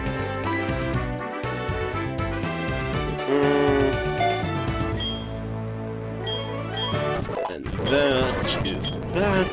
Just a couple more levels for Dumpkus. Realistically, I don't expect this fight to be that hard because we have 6. Pursuit as well? What? Okay. I want to compare this to Bite. Bite is just better, seeing as the AI essentially never swaps. Bye, Pursuit.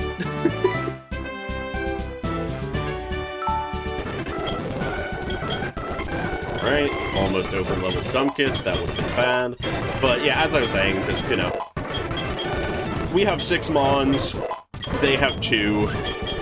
We realistically will win this, but things could always go wrong, and we could always lose something.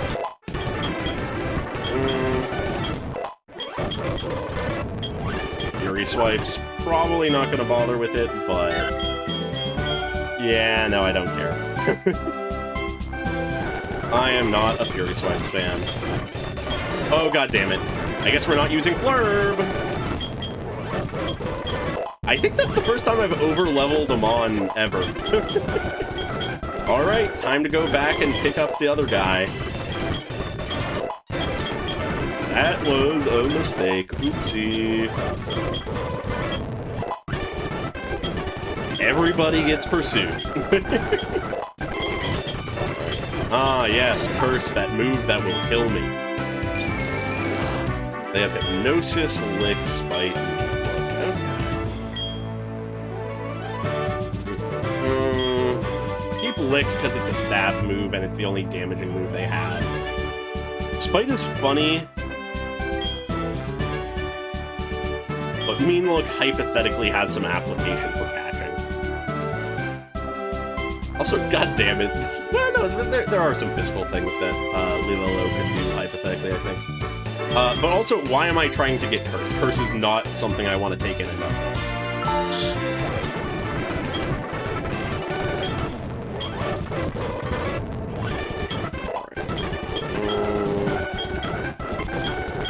So we'll get Medboo up, and then I'll backtrack and replace Flurb, because I over-leveled Flurb! Woo! Yes! No, that is very huge, actually. We didn't have to go through some bullshit to be able to have them have Hypnosis immediately. Oh, boy. Which is nice, because it means we can just actually, without too much issue, attempt that tactic that I keep trying. And it hasn't really worked yet, but, you know. God, we have so many Dark-type moves. It's either Pursuit or Bite, and that is just on everybody. Anyways, let's head back and swap that over-leveled Mon out.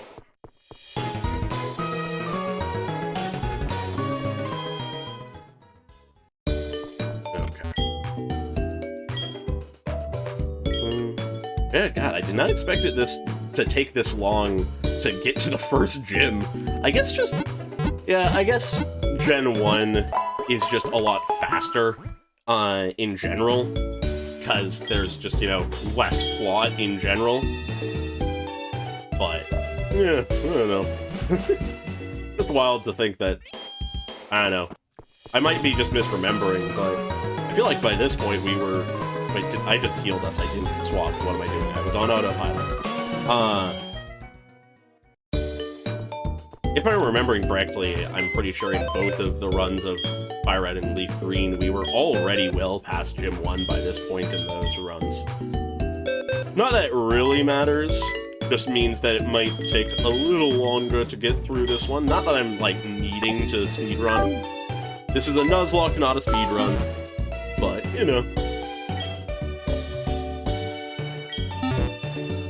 Yeah, no, a lot of the important moves for what I want to do are that more, like, early mid-level, so it is entirely achievable. Alright, let's level our little guy, Kimalik. Gotta speed up. Yeah, no, that is fair. I feel like, if I remember correctly, that is the case. I feel like in general, the Pokemon games, in general, I just said in general, get slower, at least early on, like in the early game, the further into the series you get, which is sort of annoying, but whatever. Ooh, Leech Life. Sure, why not? You can do some Leech Life gimmicks with that. I don't think we need Constrict and Scary Face, so I'm gonna drop Scary Face.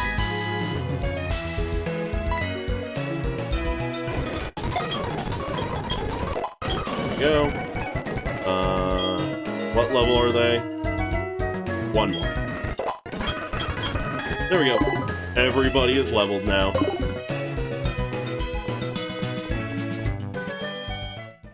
Okay.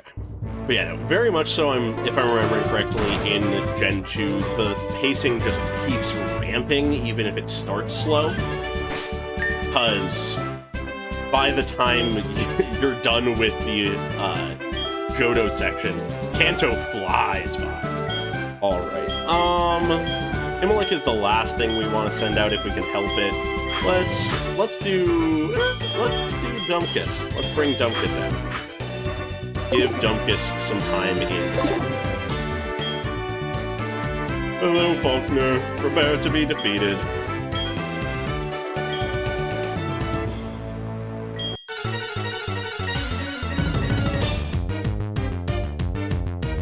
Yeah, no, very much so. Like, establishing character is, like, an important thing, and it's but from the, like, mechanics technical side, God, is it annoying to, like, have the tutorials just get longer. Alright, so because they're a normal type, I think Quick Attack probably is still more powerful. But we'll see here. Oh, okay. I guess we are 4 levels higher, but that was more damage than I expected. Guess we won't be able to tell how well we, like, compare the damage, but that works. Let's see if Dumpkus can just sweep this. I also only just now realized that I didn't switch to set mode. Anyways, I don't think I've used the switch ever, so it's fine. The run is still valid with the rule set, but I really should do that after this. Okay, that's not much. Ah, more than I would hope. Alright, I'm gonna get a bite off to prepare, and then I will almost certainly switch. Okay, about the same. Don't crit, please.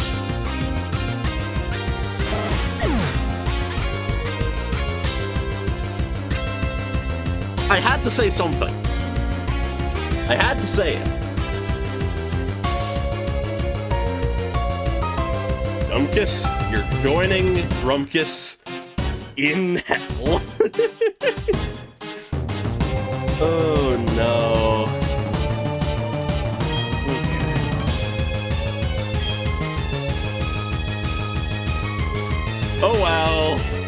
Who knows? Maybe we'll end up with another one.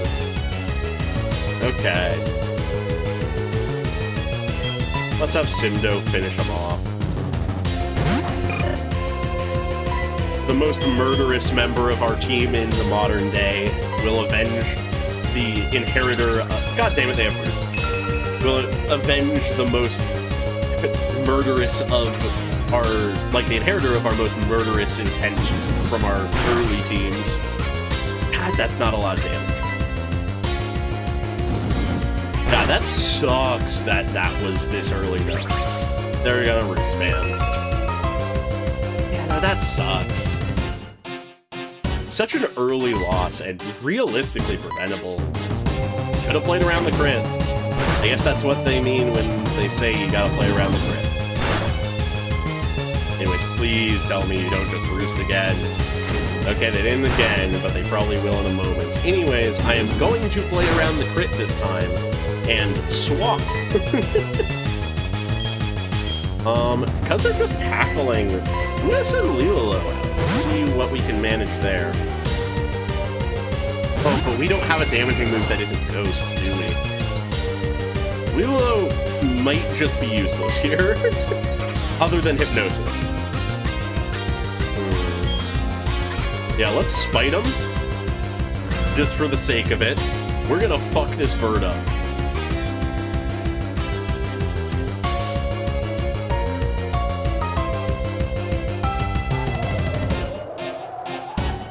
Oh, that is... Yeah, that's right. God damn, we got crit. I wanted to Hypnosis, but now I'm worried.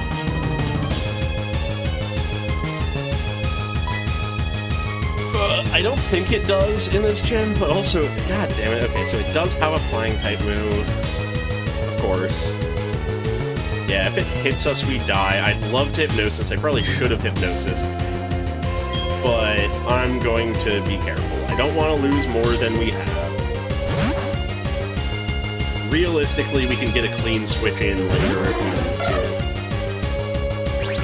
Oh, and they roosted. I could have done it. Okay. Oh well. Pick, well, Peck won't, like, be crazy because it's bird versus bird, but it is stab. Oh, nice crit! Bimdi showing word. Alright. Sort of comparable, but, you know, with us critting. So... And they have roosts! Why does the first gym leader have stall tactics? That is ridiculous. Ah, okay. This is more concerning than I expected it to be. Let's go to Medboo, I guess.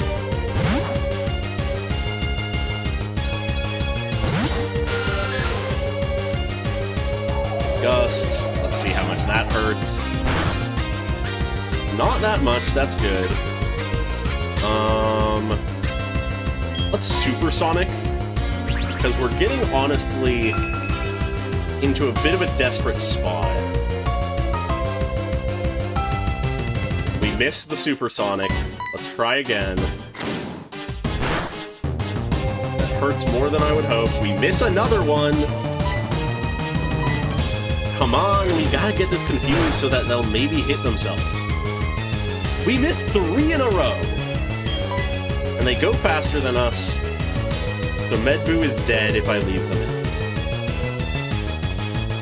But if I pivot, someone dies. Probably.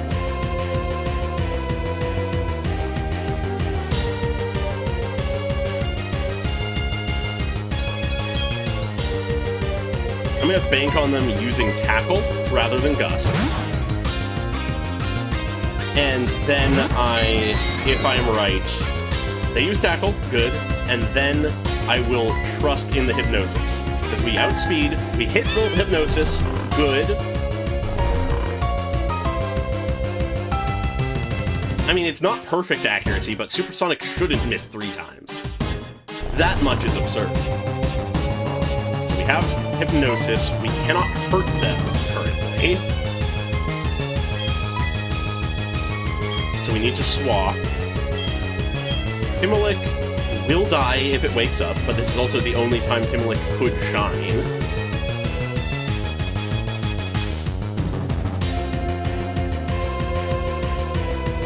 Yeah, I'm praying for not early wake up. We could go back to Medbu and try to get the hypnosis off, well, not the supersonic off again.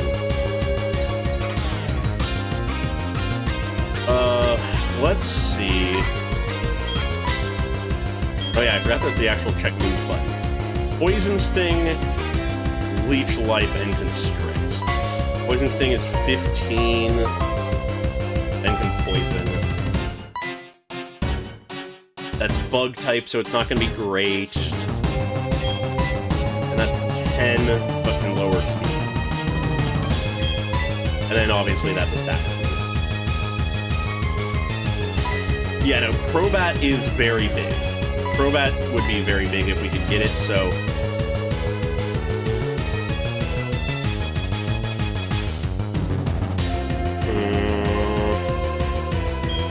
I didn't expect this to be this scary.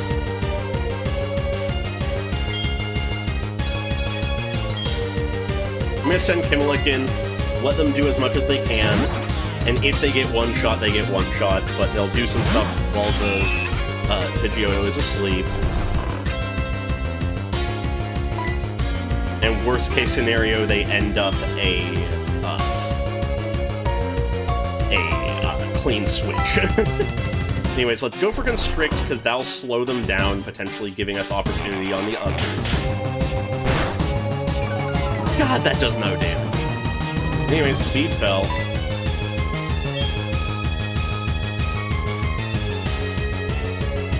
I'm pretty sure they can't get a condition while they already have a condition, which is unfortunate.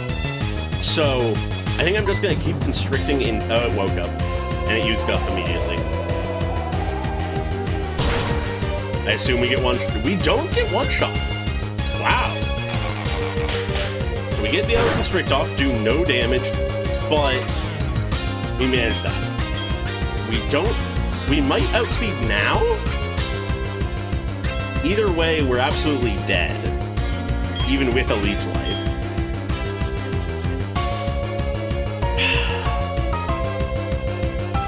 They're awake at this point. I'm real quick just double-checking the,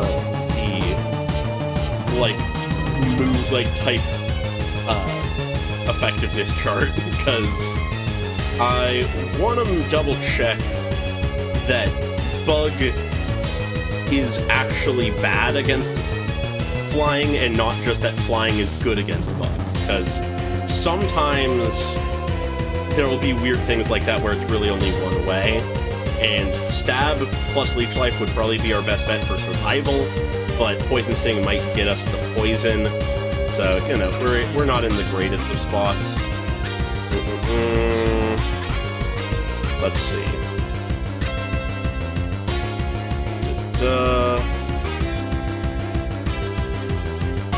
Okay. Attacking, Bug. Yeah, it's flying resists it. We're going for the poison. It's the only way we do it, and it's still faster than us. Despite the -2 speed, it's still faster. Okay, that's a second loss. Why is this so difficult? It's just the roosts.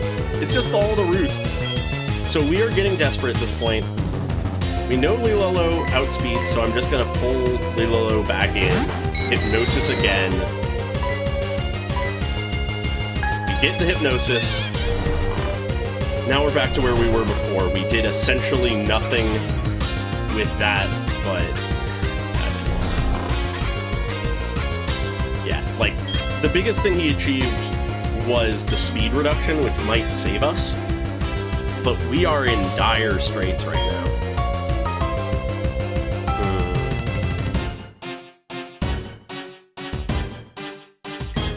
I'll go Pimdi. It's sad to say, but I think Pimdi is the most disposable of our Mons right now. It instantly woke up and kills. Yes, that's a clean switch. But what does that even achieve us? Okay, I'm not gonna do that again. We need the supersonic. That, I think, is the only way we can.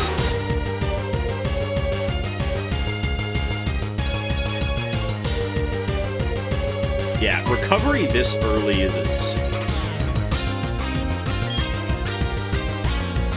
Let's try the supersonic. We outspeed and we finally get it. If we had gotten it the first time, maybe this would have gone differently. Does it actually hit itself? It still hit us. No Crobat for us. Are we gonna swipe at the first gym? Jesus Christ.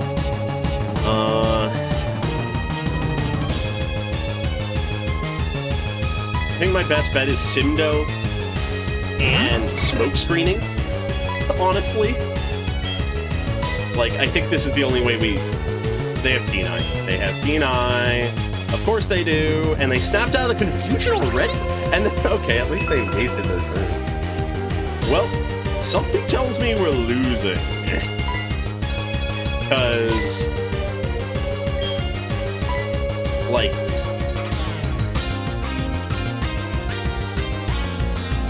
okay. If we go to Lililo, all they can do is sleep them, and if they don't use tackle, they just kill Lililo.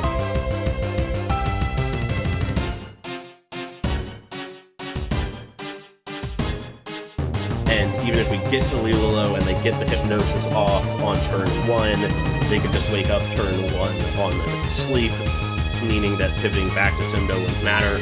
So we should just stay in and suffer. Smoke screen doesn't work, so we just go for the most powerful move. They got burned! Okay. Please survive one hit. Oh! We actually tanked that better than I expected. Okay. Okay. Now we are in stall time. I'm pivoting to Lililo because Lililo will just for free survive a tackle. They use Gust instead, never mind. Which they survive. Okay, we can't hypnosis them. Lick won't do anything. Lililo will die.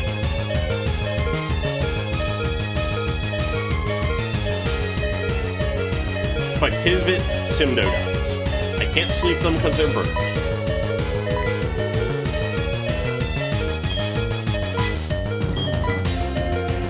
Wrong thing. Just double checking my moves to make sure they work as I think they do. Right, Spike just affects the last move used. And they last used Gust, so, you know.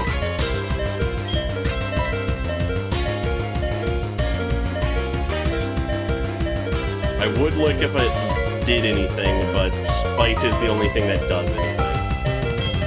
So I guess I'll Spite, just to make it have less moves.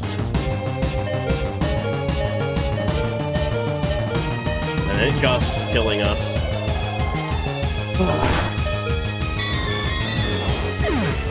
And now it gets burned.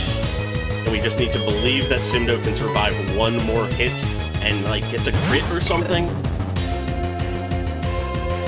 Shut up, Faulkner. Is Leer damage? Well, attack, rather. It's defense.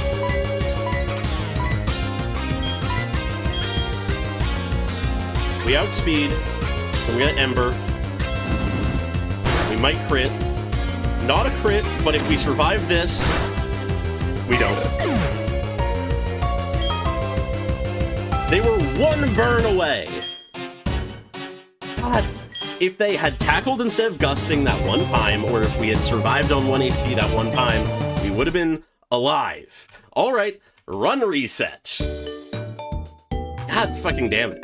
There are so many little things that could have gone better there. Jesus Christ. Well, alright, I guess we're back to square one. Amazing! I guess that's how it goes sometimes. Alright. Let me real quick set up the new run. Alright.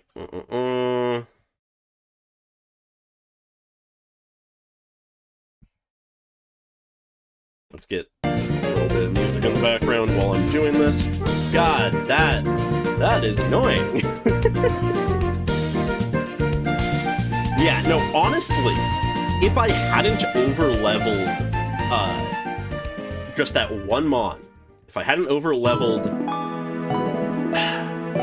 we wouldn't have had a bug type in our party, and would have had just an entire other viable mon that doesn't get two-shot. God. Annoying. Incredibly annoying.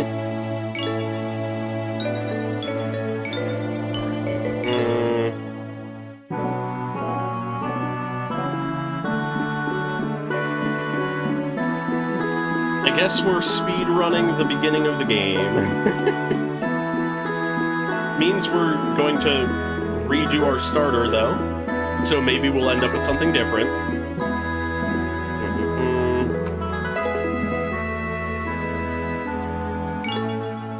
God, why is it so annoying to delete a save on the DS ones?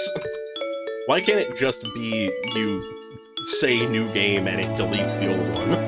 Or better yet, has save files. Why does it have to be some kind of random-ass button combo?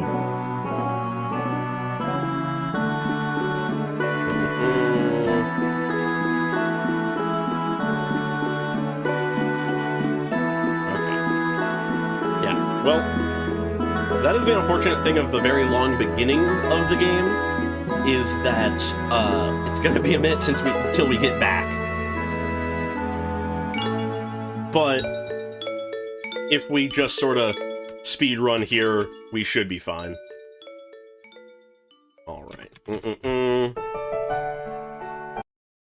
Let's get to it. I'm honestly just going to speed through this beginning portion, because it's not the actual Nuzlocke until we get much farther.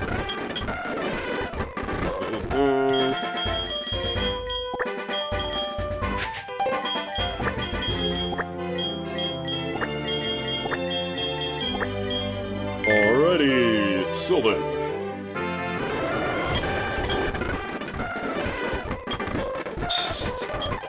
God, yeah. Alright, off we go. Yes, yes, mother, I'm back. I am beginning my journey anew.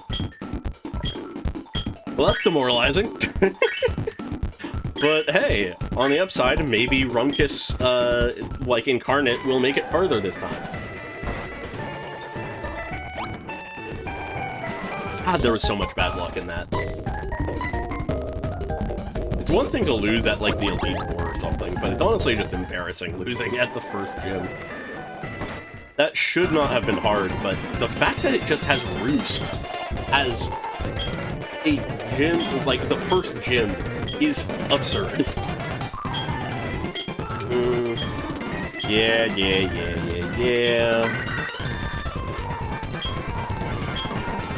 We gotta go get an egg, give us a Pokemon.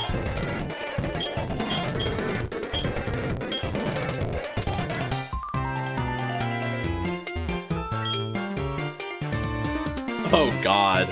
I hope we don't need to do that many runs, but maybe. Alright, who do we have this time? Ah, we got Chikorita! Okay. Anyways, though I was talking about the merit of having a fire type over just a grass type or a water type, I've never had Chikorita before in a run, so sure, let's go for it.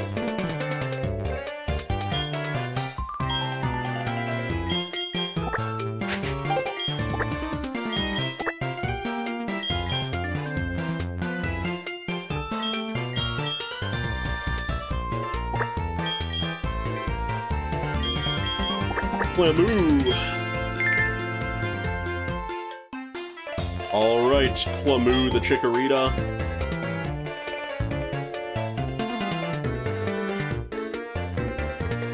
I think Togekiss should be in this game, given that it's Gen 4. Because I forget when the evolutions were added, assuming they weren't, like, actually just original, which honestly might be the case. Hey, I honestly forget. Togepi is one of those Pokemon that I just know very little about.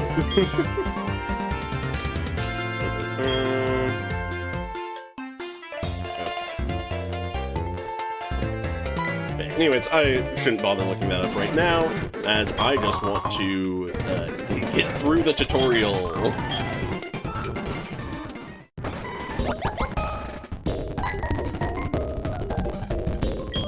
I guess while we're just going through dialogue, I can check for no other reason than might as well.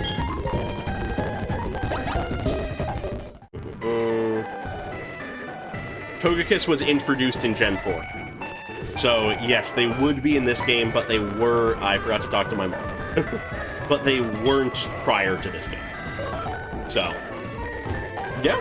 Hypothetically, with the egg, depending on how I play that encounter-wise, we very well might end up with a Togekiss.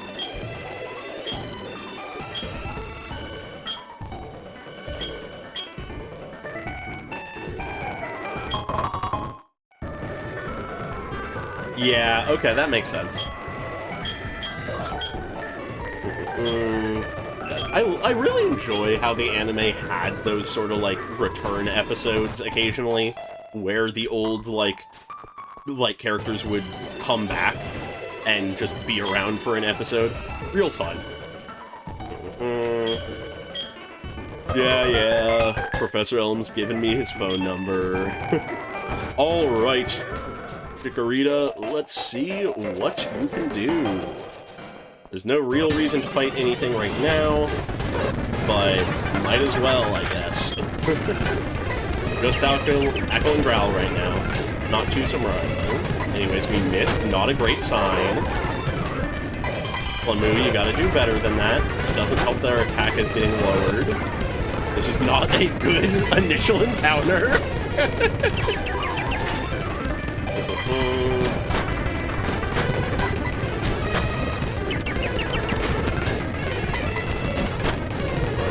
Nearly there. They may keep lowering our attack, but we'll make it. And this is just a random encounter. There we go. Alright, on we go. God, with the fast forward, our walking speed is about the same as our running speed.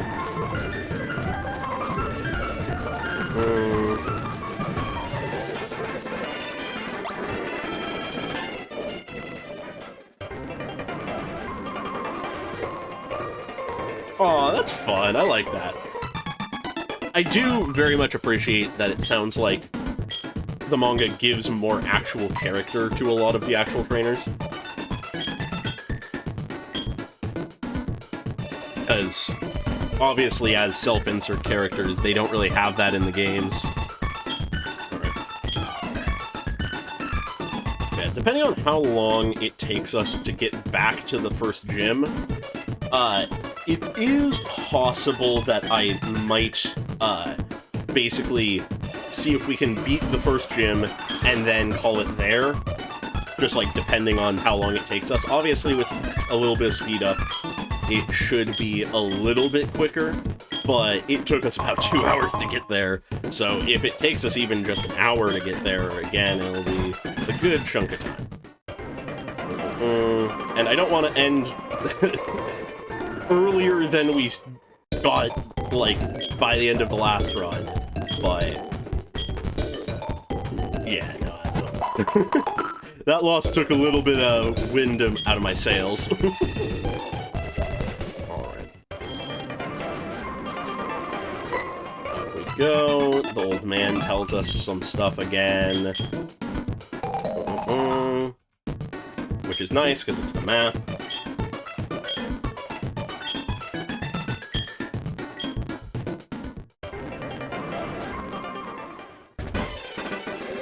Oh, that's interesting. Huh. Is there a reason she can't use her arms, or are they, like, injured, or, like... something like that? Or is it just some... Okay, there's a nice crit. Is it just like something about their character that they don't? The double crit? Okay, Klamu coming out with the double crit. Immediately learning a Razor Leaf. Okay. Making up for their sort of awkward original fight.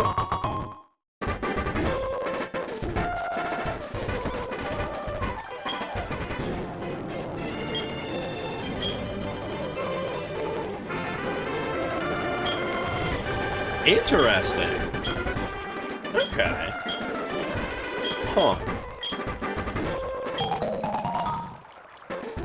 It feels silly to say this because I just keep saying it nearly every stream, but I think I might start reading the manga. Maybe if I have the energy, I'll do that after stream tonight. Which I guess a good question with that is, do you know a good place online to read it? Because, you know, obviously I wouldn't be able to read it if I wanted to buy the physical copies. I would have to wait until I have them. Or go out to get them somewhere. Usually for, like, manga and stuff, I'm more just fine with reading them online.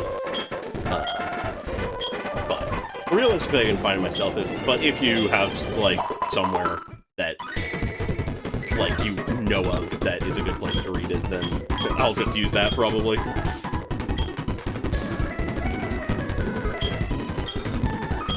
Oh, okay, so like a childhood injury that had permanent consequence or whatever. Okay, interesting. Crystal is a character I know so little about, regardless of if it's the manga or anything else, because I feel like she really is just sort of ignored by most Pokemon media as, like, a character that exists. Because, as far as I know, it's really, like, the manga, the game that she played, like, you play as her in, and then I don't know anything else. I don't know if she's even, like, in Pokemon Masters X or anything. Anyways, we are going a lot quicker right now, believe it or not. Okay.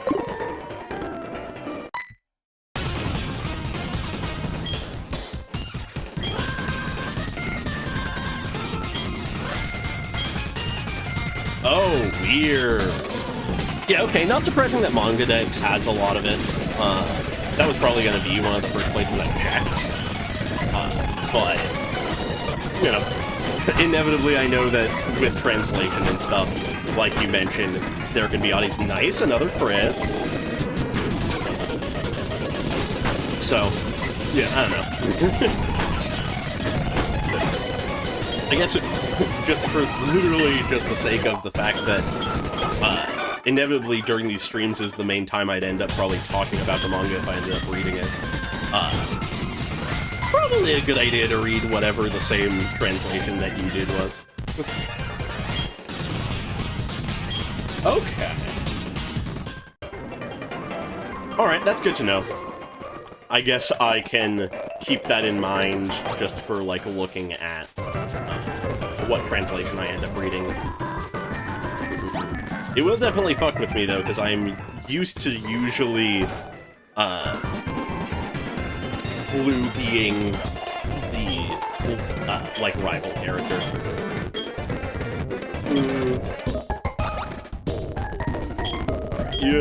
Yep. Who knew, when you know exactly what you need to do and are doubling the speed of the game, you can do stuff faster.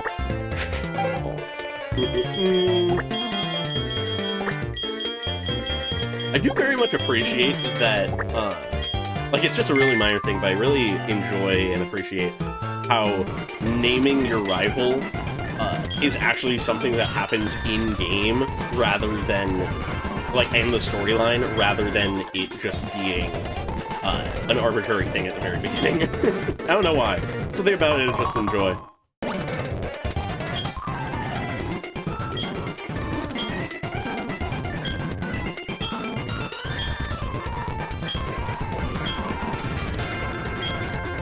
Oh, interesting. That's cool.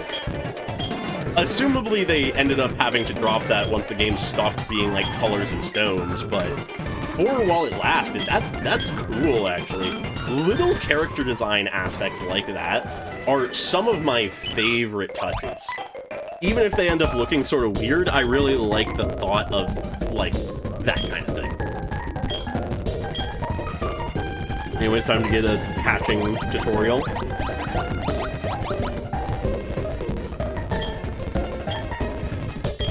But yeah, no, I feel like because of that also it would be really, like, it's really silly that there is a wrong translation name-wise.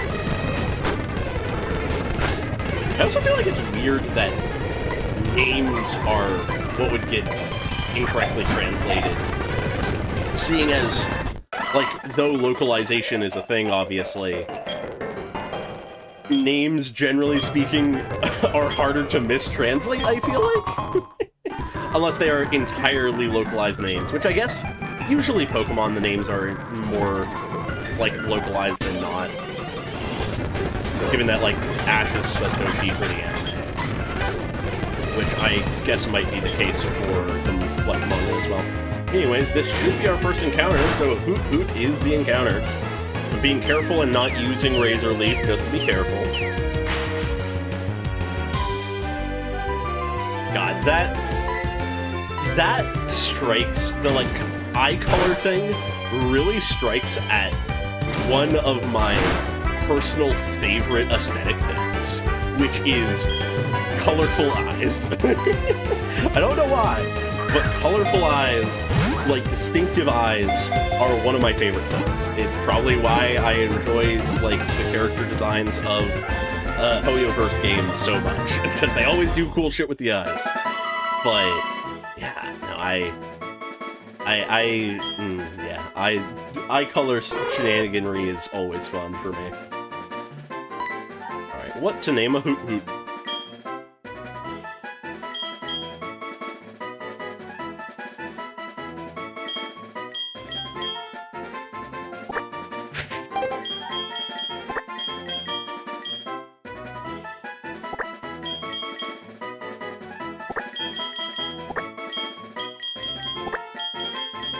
Bobbleob! Bobbleob the Hoot Hoot.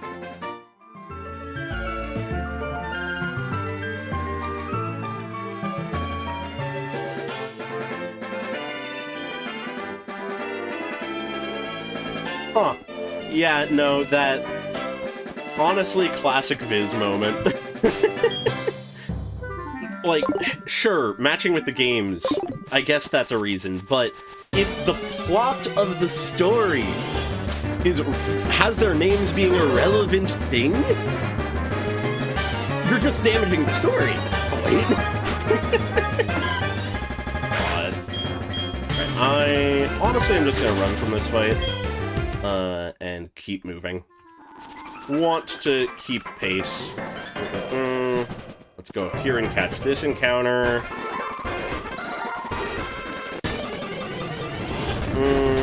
Ooh, a Geodude!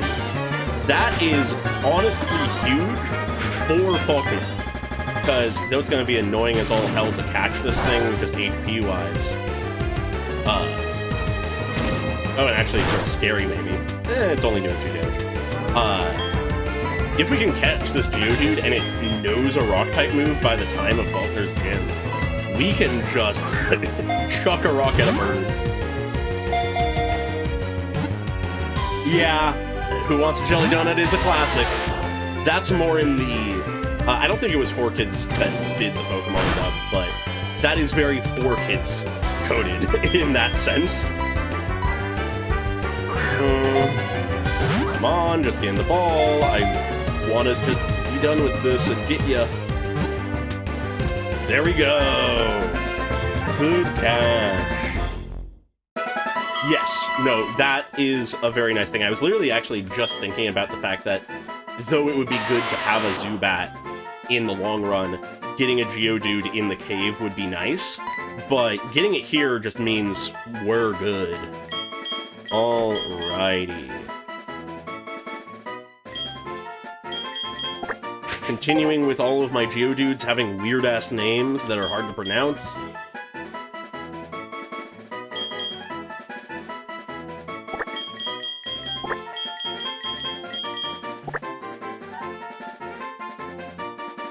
Vizix. Yeah, Vizix. Very much so.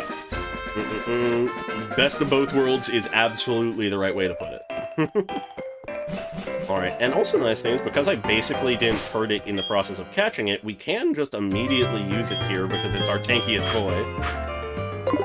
Or girl, rather. Girls can be tanky too. Alright, let's continue the speed run.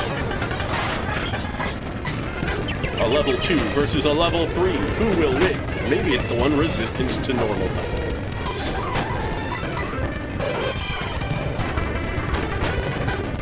Jesus Christ, we have 17 people here. I have... Oh, nice crit at the end. I have not really been paying attention to how many people are here, but hey everybody! How's it going? Casually just sort of catching up with, where our last run ended, because I died, for any of you who weren't here earlier. Yeah, we gotta learn how to throw rocks before we get to Faulkner. That is the important thing.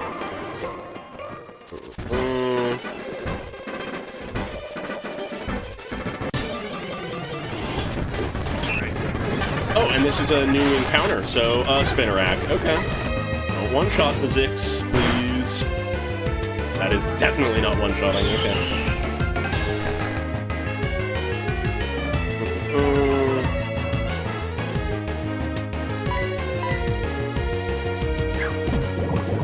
Poison Sting, slightly annoying, but it's not very effective. But we did get poisoned, so we have a time limit now. Alright, I'm gonna pivot to Lamoo, just because level and not under a condition. So that way, we are more likely to... That is a good question. How do you poison a rock? I mean, like, acid would destroy a rock, but I don't know how you poison a rock. I just realized I have very few balls. I should probably, before we get too far down this route, go back to town and buy a ball. Also an antidote for you, probably. There we go, we got the Spinnerack. Hopefully, we don't need to bring this one into the line of fire of the birds. Okay. Yeah, that is a question. We have potions, at the very least, but that is always a concern.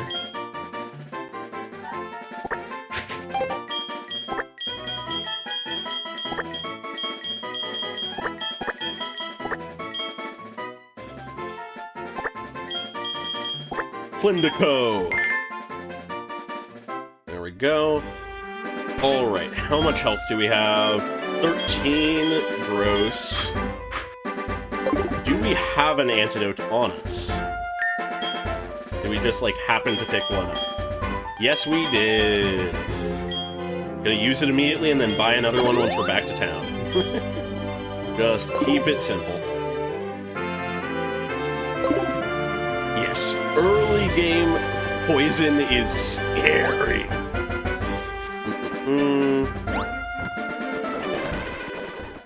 But, alright, we make it back to town, we heal.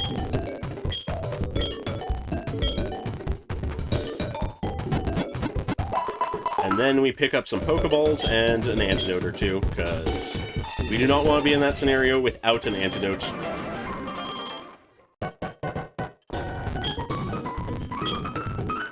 Alright, let's go 9 so that we have a clean 10. That should handle us at least for a bit. We don't need potions. Let's do 3 for now. We only have so much money, don't want to overspend. There we go. Alright, we've already got our counter on this route. Move. Of course a Rattata wants to show up. And we can't escape. Going to once again bring Kha'Zix back to the front, because they are low level, but they are tanky enough against normal types to be fine. Gonna bypass this guy. Deal with this one.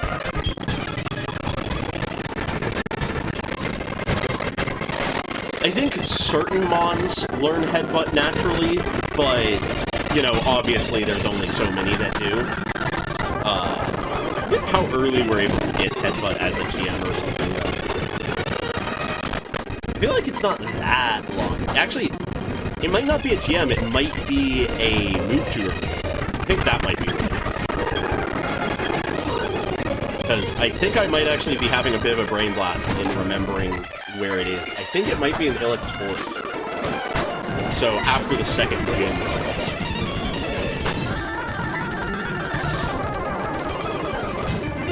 Yes, no, very much so. Cities will be headbutt encounters. Alright, because we don't want to lose Kha'Zix in just a random fight, I'm going to swap, even though as long as he didn't get crit on, he probably could win.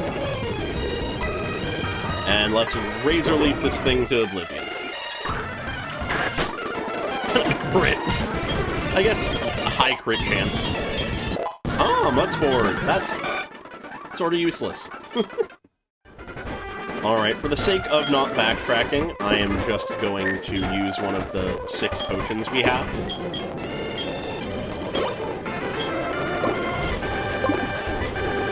That way we can just keep using them. Truly an overachiever. They had the one awkward beginning fight where it just took forever and they missed and shit. But then they wanted to prove themselves. Yo, Kha'Zix with the crit as well. Okay. Kha'Zix very well could become an MVP themselves. As long as they, you know, deliver against Faulkner. Our mother is calling us. I guess we didn't go talk to her, yeah.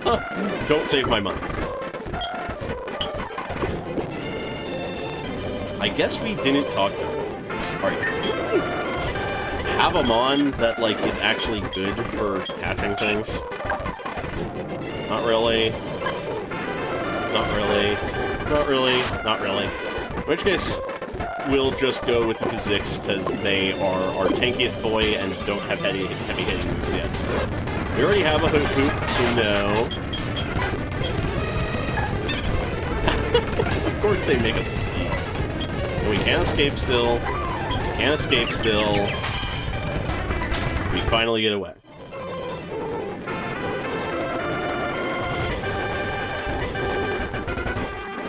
Yeah, no, that's very fair.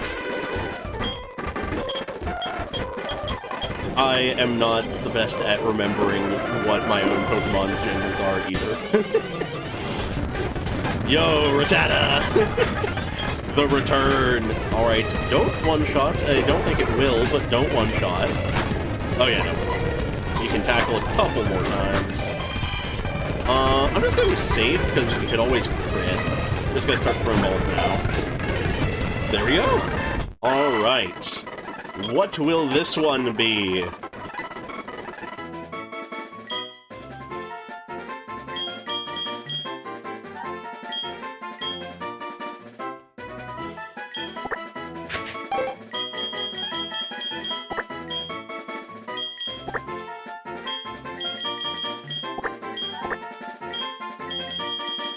Gumkus.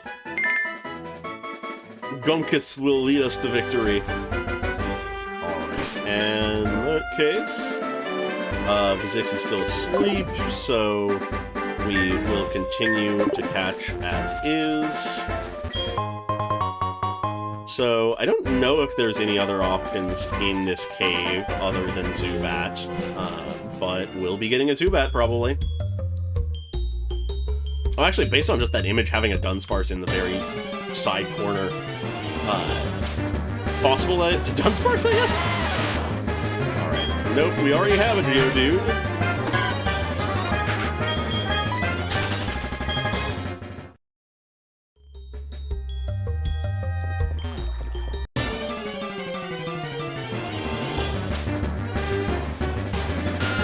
Yeah, we got our Zubat. You know, I find the evolution of Ash's Pokemon to be a very wacky thing, because I think partially it's to... I'm just going to throw a ball because it's a level 2. I think it's partially to show off and sort of, like, give grace to a mon of, like, each point in the line. Like, have one that always stays the cute first evolution, one that's always in the middle once it gets there, and then one that eventually reaches the full evolution and is the sort of, like, cool heavy hitter. Anyway, god damn it, why is that super effective? Oh boy. I mean, I know why, but, you know.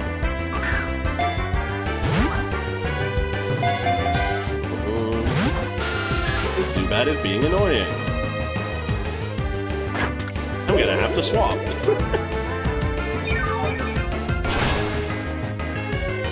Maybe super effective, but it's not doing much. Okay. Surely this time. Third time's the charm after all. What? Okay. I think I'm gonna have to attack.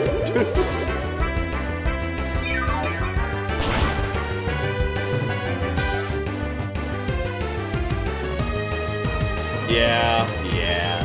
Alright. Though they are asleep, they are our tankiest lad, so let's bring in the Zips. Because they should be able to tank pretty well. And once they wake up, they can bonk. And probably not kill because they're only level 5.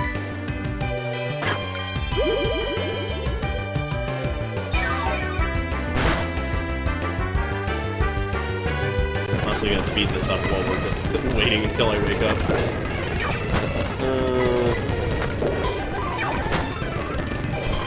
Damn, sleeping a long time there. Okay, that's fine, that's fine. Yeah, it's not doing much. The Leech Life is killing us slowly. Death by 1,000 cuts.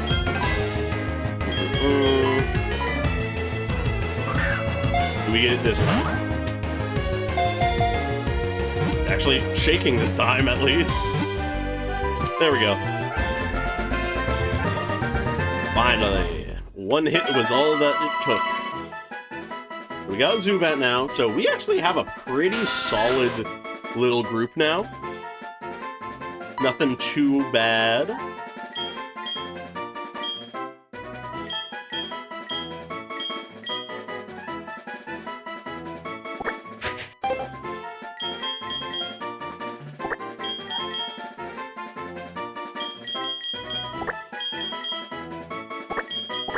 Rumba.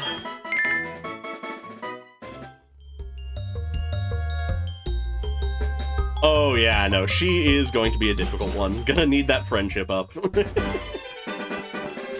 Alright, but yeah, we're doing pretty solid here, because Bubblebob is... Yeah, they are a normal flying type. So we have a flying type, a rock ground, Gumpkus, Crumba, and... Yeah, no, that's actually a pretty solid little lineup we got here. At least for early. Okay, let's keep it moving. We're absolutely making better time than last one, which is nice. We gotta get to a center. Luckily, we're right at the town, or city, rather. In which case, I might actually go a little longer than just the first gym, because I didn't expect it to go this quick, actually. I might go to the second gym. Oh, but you have to do a whole plotline for that. Maybe I'll get to the town. We'll see how I'm feeling. Because I am enjoying myself.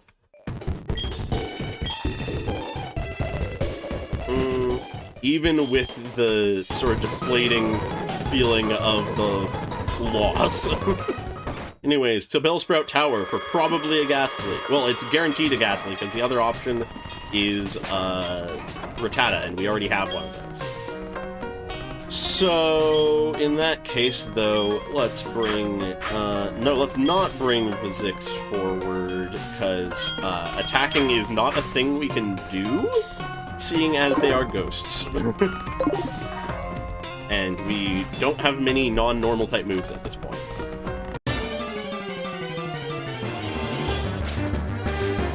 Hello, Ghastly. Come with us, please. I would tackle, but we can't. So hopefully this one isn't as stubborn as our little Zubat.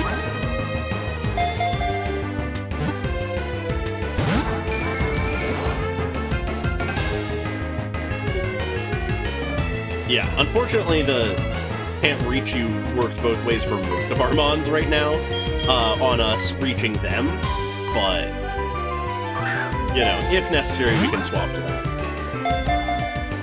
Please work, I don't want to use all of the balls. Okay, maybe I should have bought more. Alright, I'll try one more, and then we'll consider trying to weaken it somehow. Okay, we're gonna try to weaken it somehow. I don't want to Razor Leaf, because that's high chance of crit and stab, and we're higher level. Okay. But God, our other mons are low level.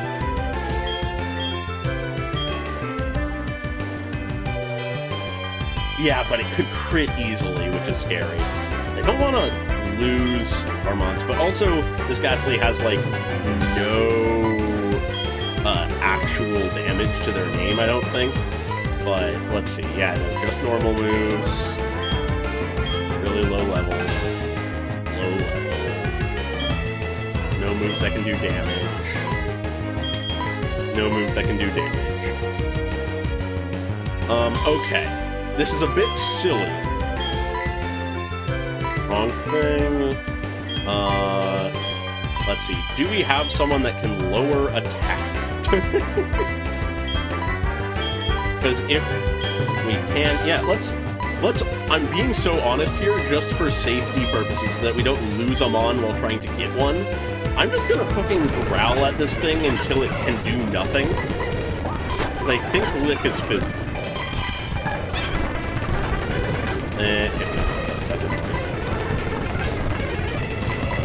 If it keeps spamming Hypnosis, I'll probably just swap preemptively. Ah, it spited us. It's just spiting me.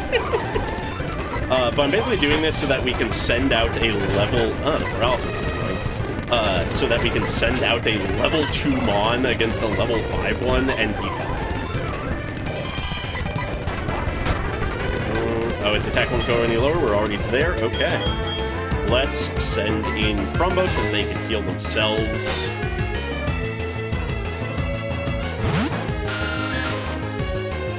Yeah. None of our mons have good options for attacking right now. Jesus Christ, they only have Leech Life. They are level 2, I guess. And they're Hypnosising. Time to speed up again. They tried to spite me before I could do anything. God, that's no damage. Yeah, okay. As long as they don't attack us, we can be... Oh no, they attacked us and did 1 damage! Oh, God!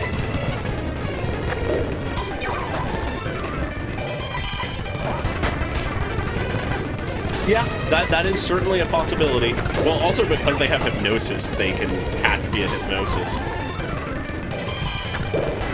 Anyways, they can't Hypnosis us anymore because we got paralyzed. But yeah, anyways, until we run out of these Leech Lives, Rumba is just immortal. Because they do 1 damage, we heal 1.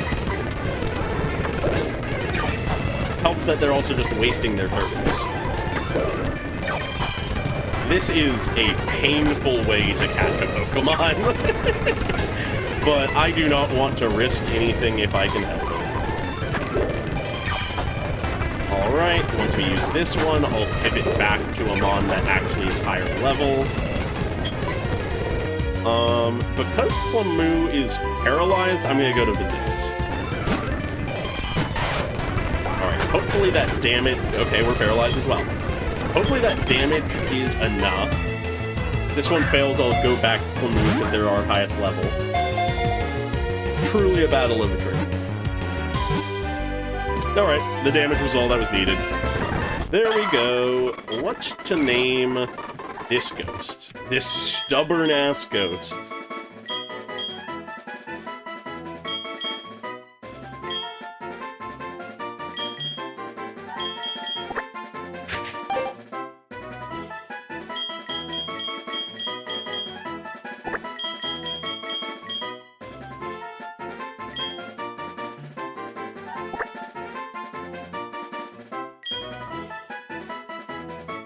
Wibbaloo.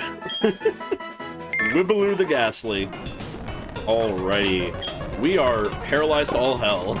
Let's heal up, honestly. But yeah, so now we have a Ghastly. That's nice. I won't bring the... No, I will. I was gonna say I won't bring Ghastly, but then I remembered that we have a bug in our pocket that really shouldn't come with us.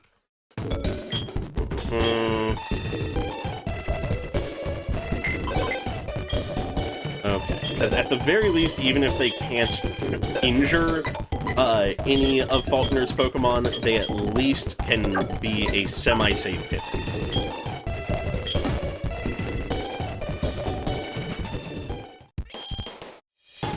Yes, very stubborn catches so far. Hopefully that translates into being stubborn when they're helping us. Like, just enduring hit after hit, critting when necessary. That's what we can hope for. Alright. Sadly, we won't be able to sweep all of these Bellsprout Sages as well, because we have a Grass type, but, you know. Critical hit, not very effective. Let's see how Tackle compares. Another crit! Oh my god, Clemove! Even more crit hungry than, our last one. Oh. I've already forgotten about. That is a past life. I do not care to remember the losses of our past. A third crit in this fight. Jesus Christ. Can we get a horde? Come on, give us a fourth crit. I'm gonna go Razor Leaf to see if they avoided the attack. Not very effective. One last chance for a crit. Would be funny if we got 4. Nah, okay. Asking for 2. Oh, Poison Powder. Nice. If things get desperate, that's at least an answer. Because Roosts can heal, but it can't stop poison.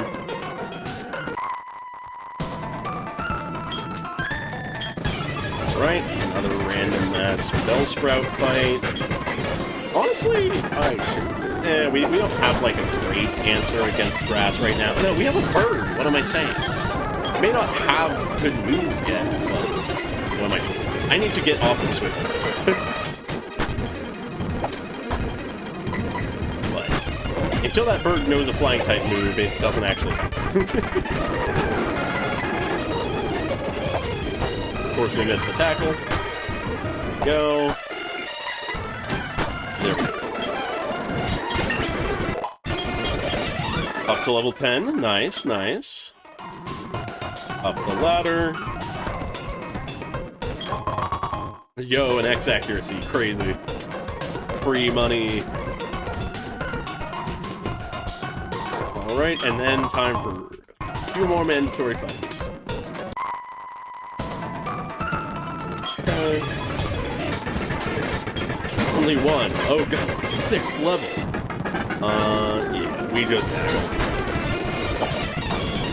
Okay, now they're critting us. Honestly, Razor Leaf, because though it's not super effective, it's Stab. No, that doesn't allow us. I was gonna say it's Stab and it can crit more, but it did a lot less than I thought it would. Alright, we're gonna need to either heal Clemove between fights, or just pivot. I don't want to bring Zix into these fights, because they are a ground. They are a rock and Leaf Break rock, apparently. That is enough. Still need to get my friend in here to give us the rare candies before we get to the gym, but I will do that at, like, the last possible moment. Nice crit, speeding us up. Good job, Clemu.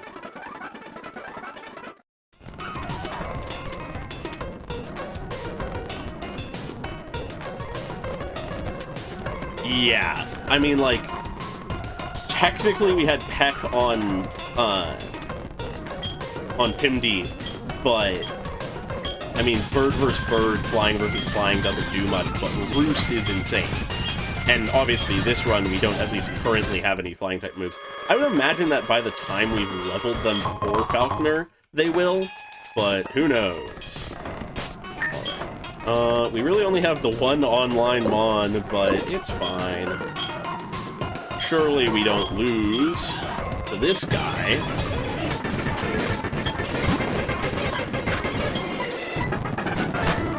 Surely he will be a cakewalk, just like Falconer.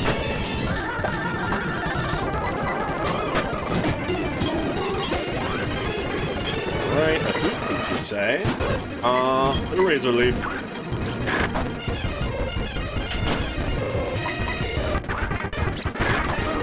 Yeah, I guess it is a bird, so I'm being sort of dumb, and it could crit me to death here if I'm not careful.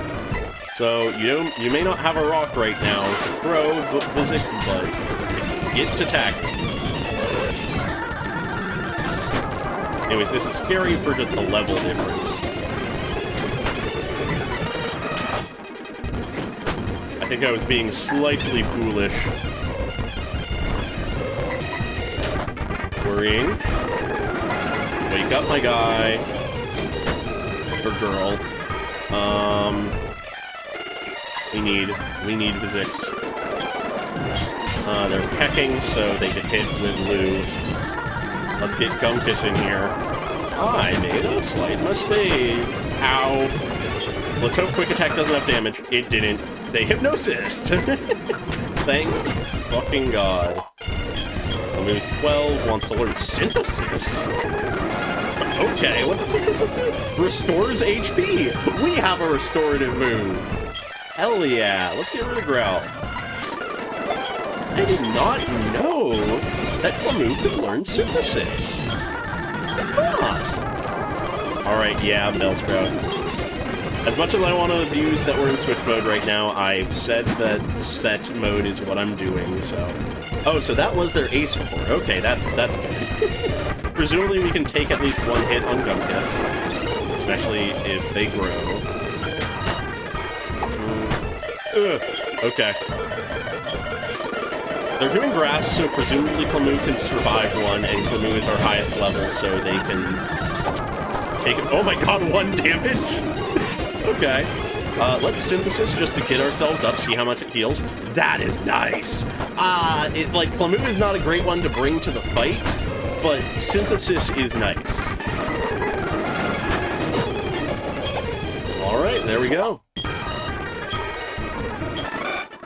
Yes, they just become more powerful every time they are sent to hell. It's just actually the same soul getting reincarnated, going down to hell, and then coming back up stronger. Oh my god. Alright. Then we make the trek back. Yeah, honestly, now that we have Synthesis, though this next fight is not great for a grass type, god damn it, that is huge for the future.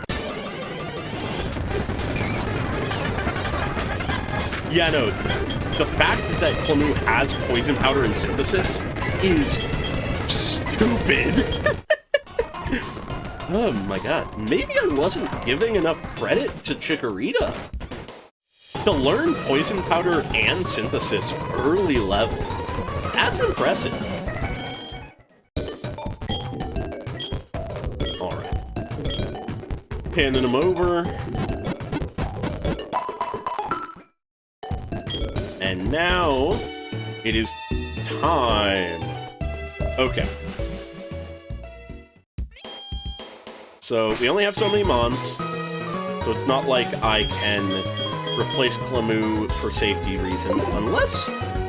Is there a route that we can access, just like, along here or something? Yeah, we can actually get to Route 32 already. So let's catch something on Route 32 right now. Presumably they aren't too much higher than level 5. Or at least I hope so.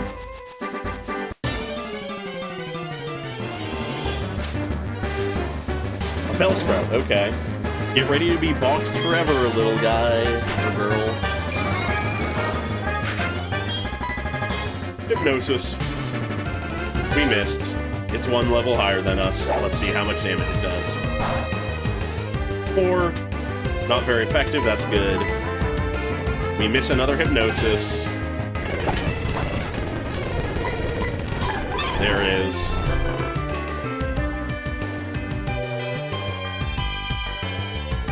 And then I'll pivot to our strongest warrior. And then throw a ball. I just realized, did I not buy any more Pokeballs? I think we might have 1 Pokeball. Jesus Christ. Okay, if this doesn't work, we're out of the encounter.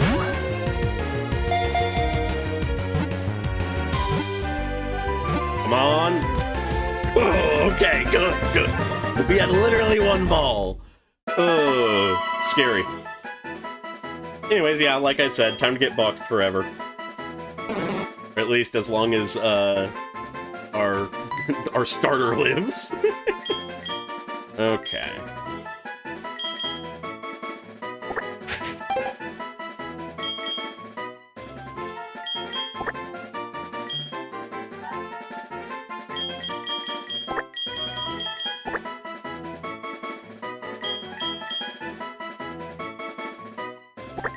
Bowlu. Bowlu, go to the box. Alright. How are our numbers looking? Well, first off, we need to buy any Pokeballs if we're wanting to catch anything else in the meantime. I don't think we can go this way. Or at the very least, there's trainers in the way, so it's not really worth it yet. And I don't think we can catch anything over here. I actually am pretty confident we can't. So let's pick up a few balls while we're thinking about it.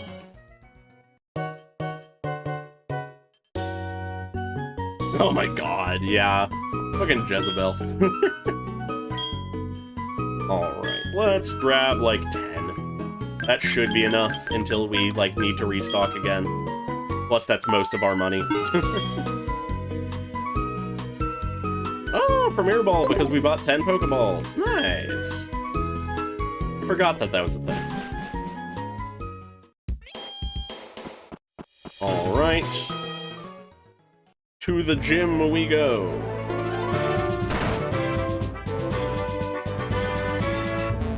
But, before we fight him, I save my game. And then I get my friends to help out. I forgot how long the saving takes in the DS games.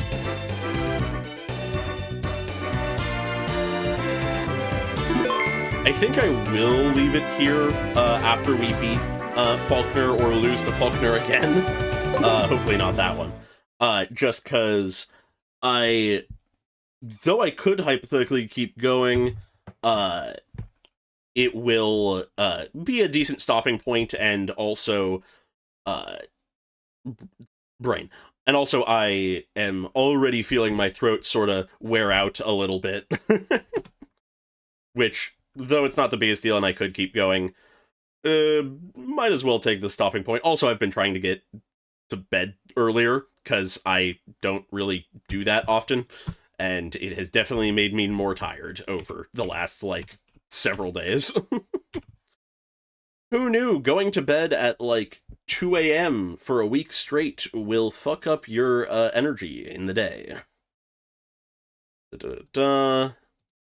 Just getting my friend in here to help us so that we can then take down Faulkner. Yeah, we have a couple things that we could hypothetically sell, but for the most part, we don't have anything money-wise right now.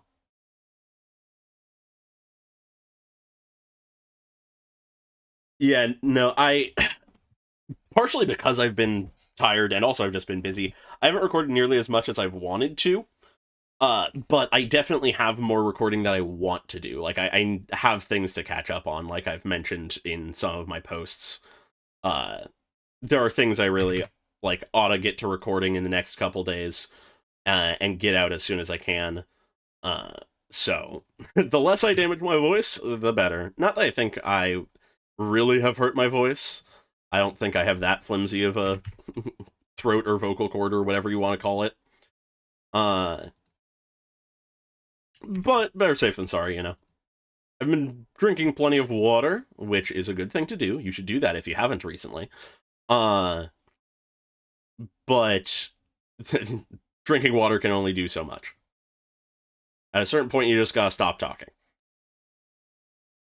Alright. Things should be good with what my friend gave us.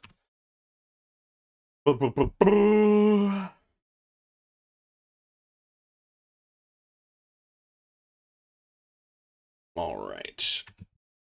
Do we have what we need? We do. Okay, let's get to the leveling.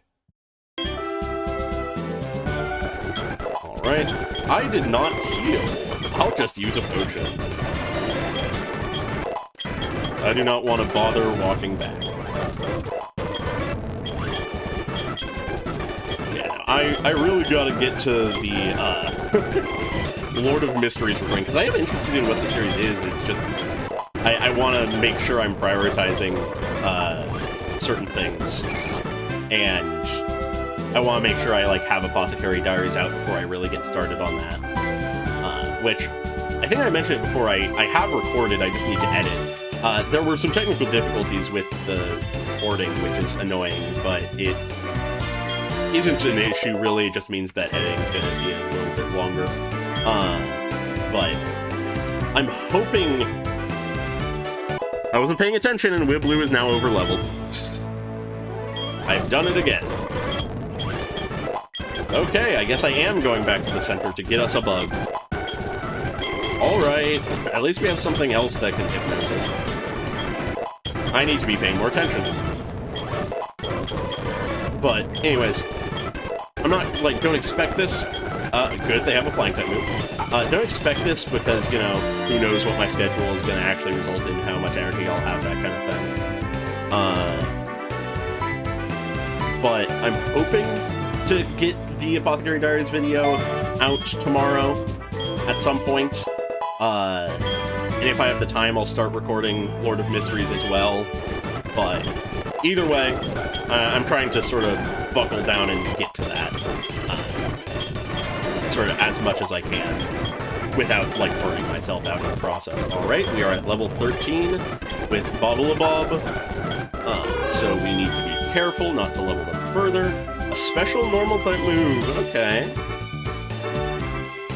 It's a 2 to 5 turn one, but it's max accuracy, so I'm fine with it.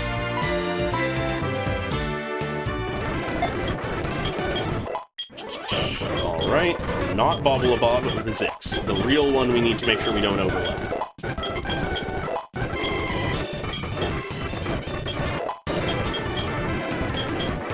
Yeah, it's not the biggest loss that Wibloo got overleveled, but still annoying.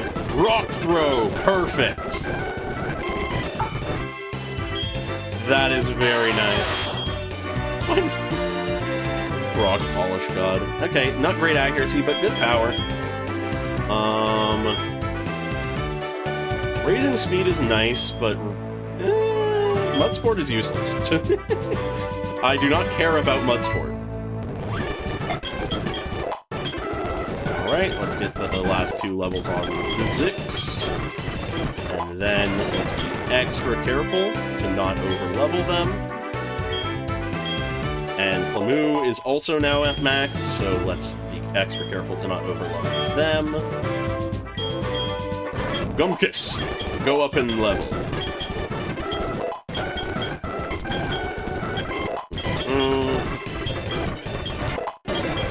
Okay, wants to learn Bite. Yeah, you can do that, Gumkus. You can learn Bite. I'm gonna get rid of Tackle because we already have Quick Attack.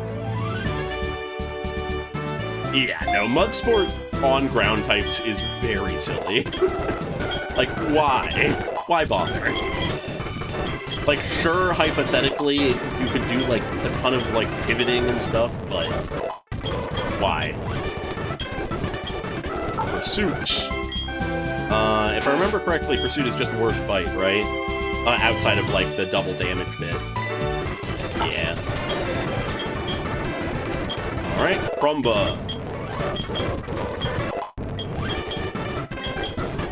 Alright. Supersonic. Maybe they won't miss 4 times like their predecessor. Well, actually, missed 3 times. They hit the 4th one.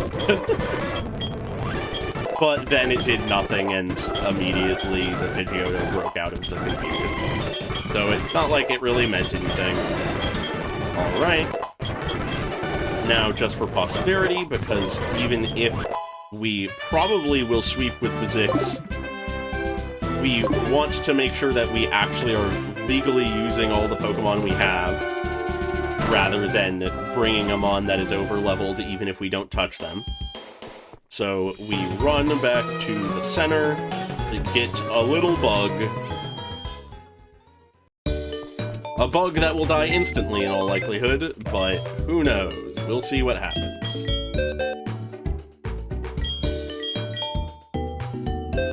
Alright. I guess we could bring Baolu, but nah, let's... yeah, let's... no. Let's bring Baolu. They're more replaceable.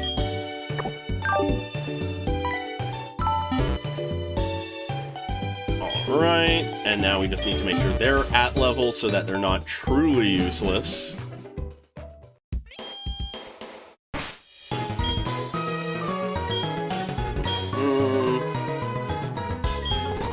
Yeah. They learn growth. Which, I mean, like, sure, nice, not terrible. Setup is setup. Wrap, okay. Nothing crazy. And now they are max level. And they learn Sleep Powder! That's actually pretty nice. So we have 2 sleep, like, options. Alright, but they absolutely are not who should be going first. The Zix is gonna go all the way.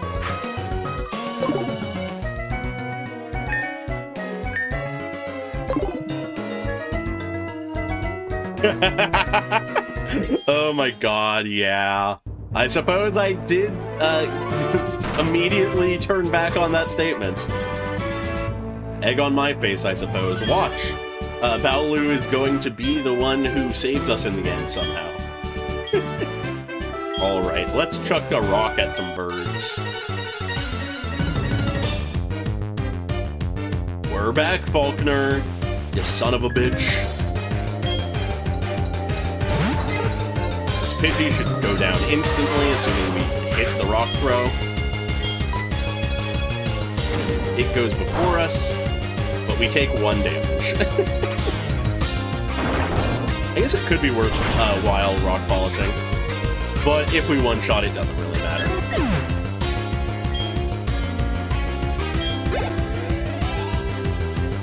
Do we one-shot Pidgeotto? I also really need to turn off Swift.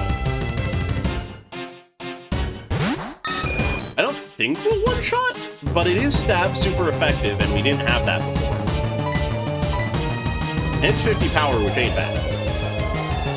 Alright, how much does a Gust do to us? What was that, 5, 6 damage? We're fine. We hit the rock throw. Yeah, okay, 2-shot. That's about what I expected, but of course it's gonna roost now. Why did it roost? Okay, I'll take it. I'll take the win. Yeah, no, the battle music is really nice for the gym fights.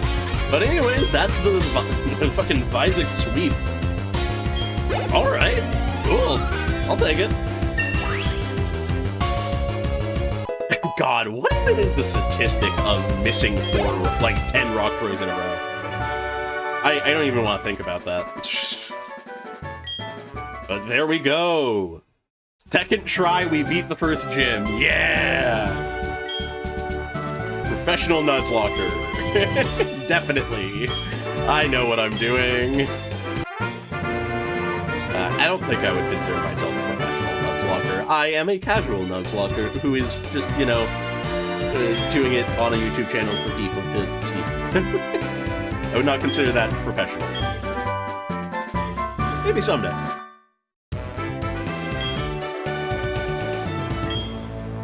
Alright, but yeah, with that... Oh, they actually give us Roost. Okay, that's nice. Anyways, I don't know when I'll use that, but maybe. Yeah, with that, I think I'll follow through with what I said. Though there is the temptation to keep going, want to make sure my throat has a rest, and that I maybe actually get to bed at a reasonable time. So, you know. Anyways, let's pick up the egg while we know that that is a thing to do. But then I'll head over to the Pokemon Center, make sure we have our correct guys, and then we will... Oh, we don't have room for the egg. I need to make sure... We need to make sure we have room for the egg.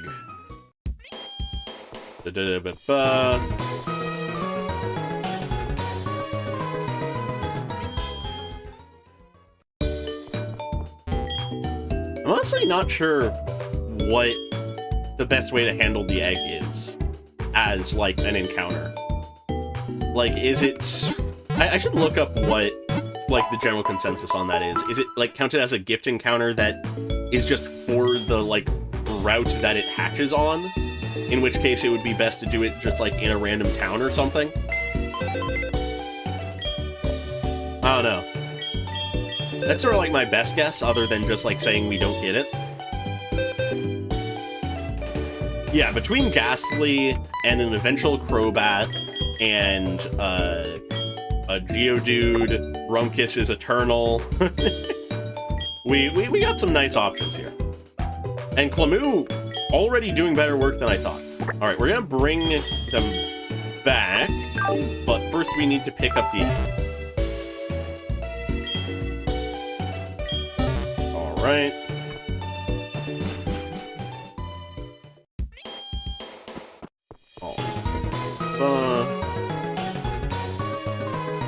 I gotta say, I love the little sprites of the Pokemon following behind you. It's such a nice touch. It's another thing I really like about Gen 2. Another reason... Why am I in the Pokemart buying things when I'm supposed to be in the Pokemart collecting an egg? We received the egg! Alrighty. But yeah, with that, I think I'm gonna close things out here.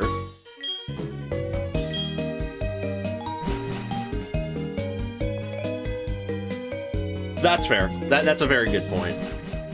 Probably what I'll do in that case, then. Oh, right, the Kimono Girls.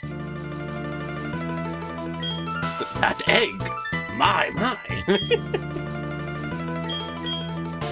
You ever just pick up an egg and someone goes, "My God, that egg is important." And then do a little twirl. Okay. Alright, in which case, I'm going to save the game. And close it off there. Despite the awkward initial run ending early, I'm happy with how this is going. I am looking forward to continuing this soon. But next week should be Genshin 5.8 Archon Quest, which I'm hyped for. I'm excited to see what that's about. And then the week after, I should be getting back to this. So 2 weeks from now. And then after that, my brain is melting, apparently. Probably a good thing I'm ending stream. After that should be Star Rail 3.5, I guess. And then obviously week after back to Pokemon, and at that point it's so far in the future that I don't need to talk about it. For the immediate future, videos-wise though, look forward to Apothecary Diaries finale. Finally gonna get that out soon, hopefully. Gonna be starting Lord of Mysteries as soon as I can. Gonna be keeping up with any new releases, of course. In the next day or two, we should start. We should get like a teaser or something for a NEPA probably. So yeah, look forward to that.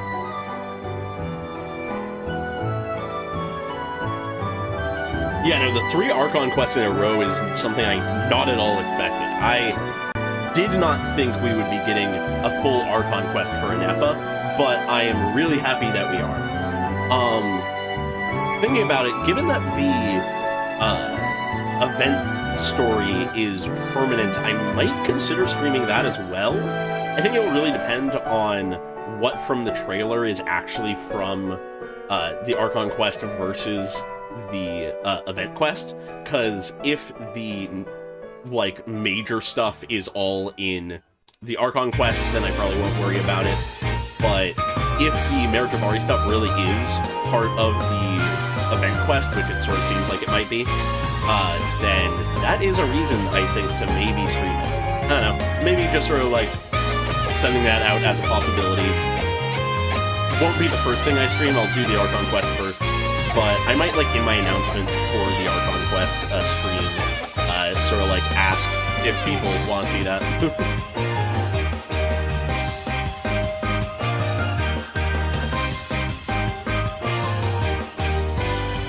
Yeah, no, that is very fair. There have been the rumors and leaks and stuff that, obviously I take the leaks with a grain of salt, but that for a while have been sort of saying that probably they will both be getting new forms soon, and I'd be excited for that. Obviously, this next version is Iceland's and Serdra,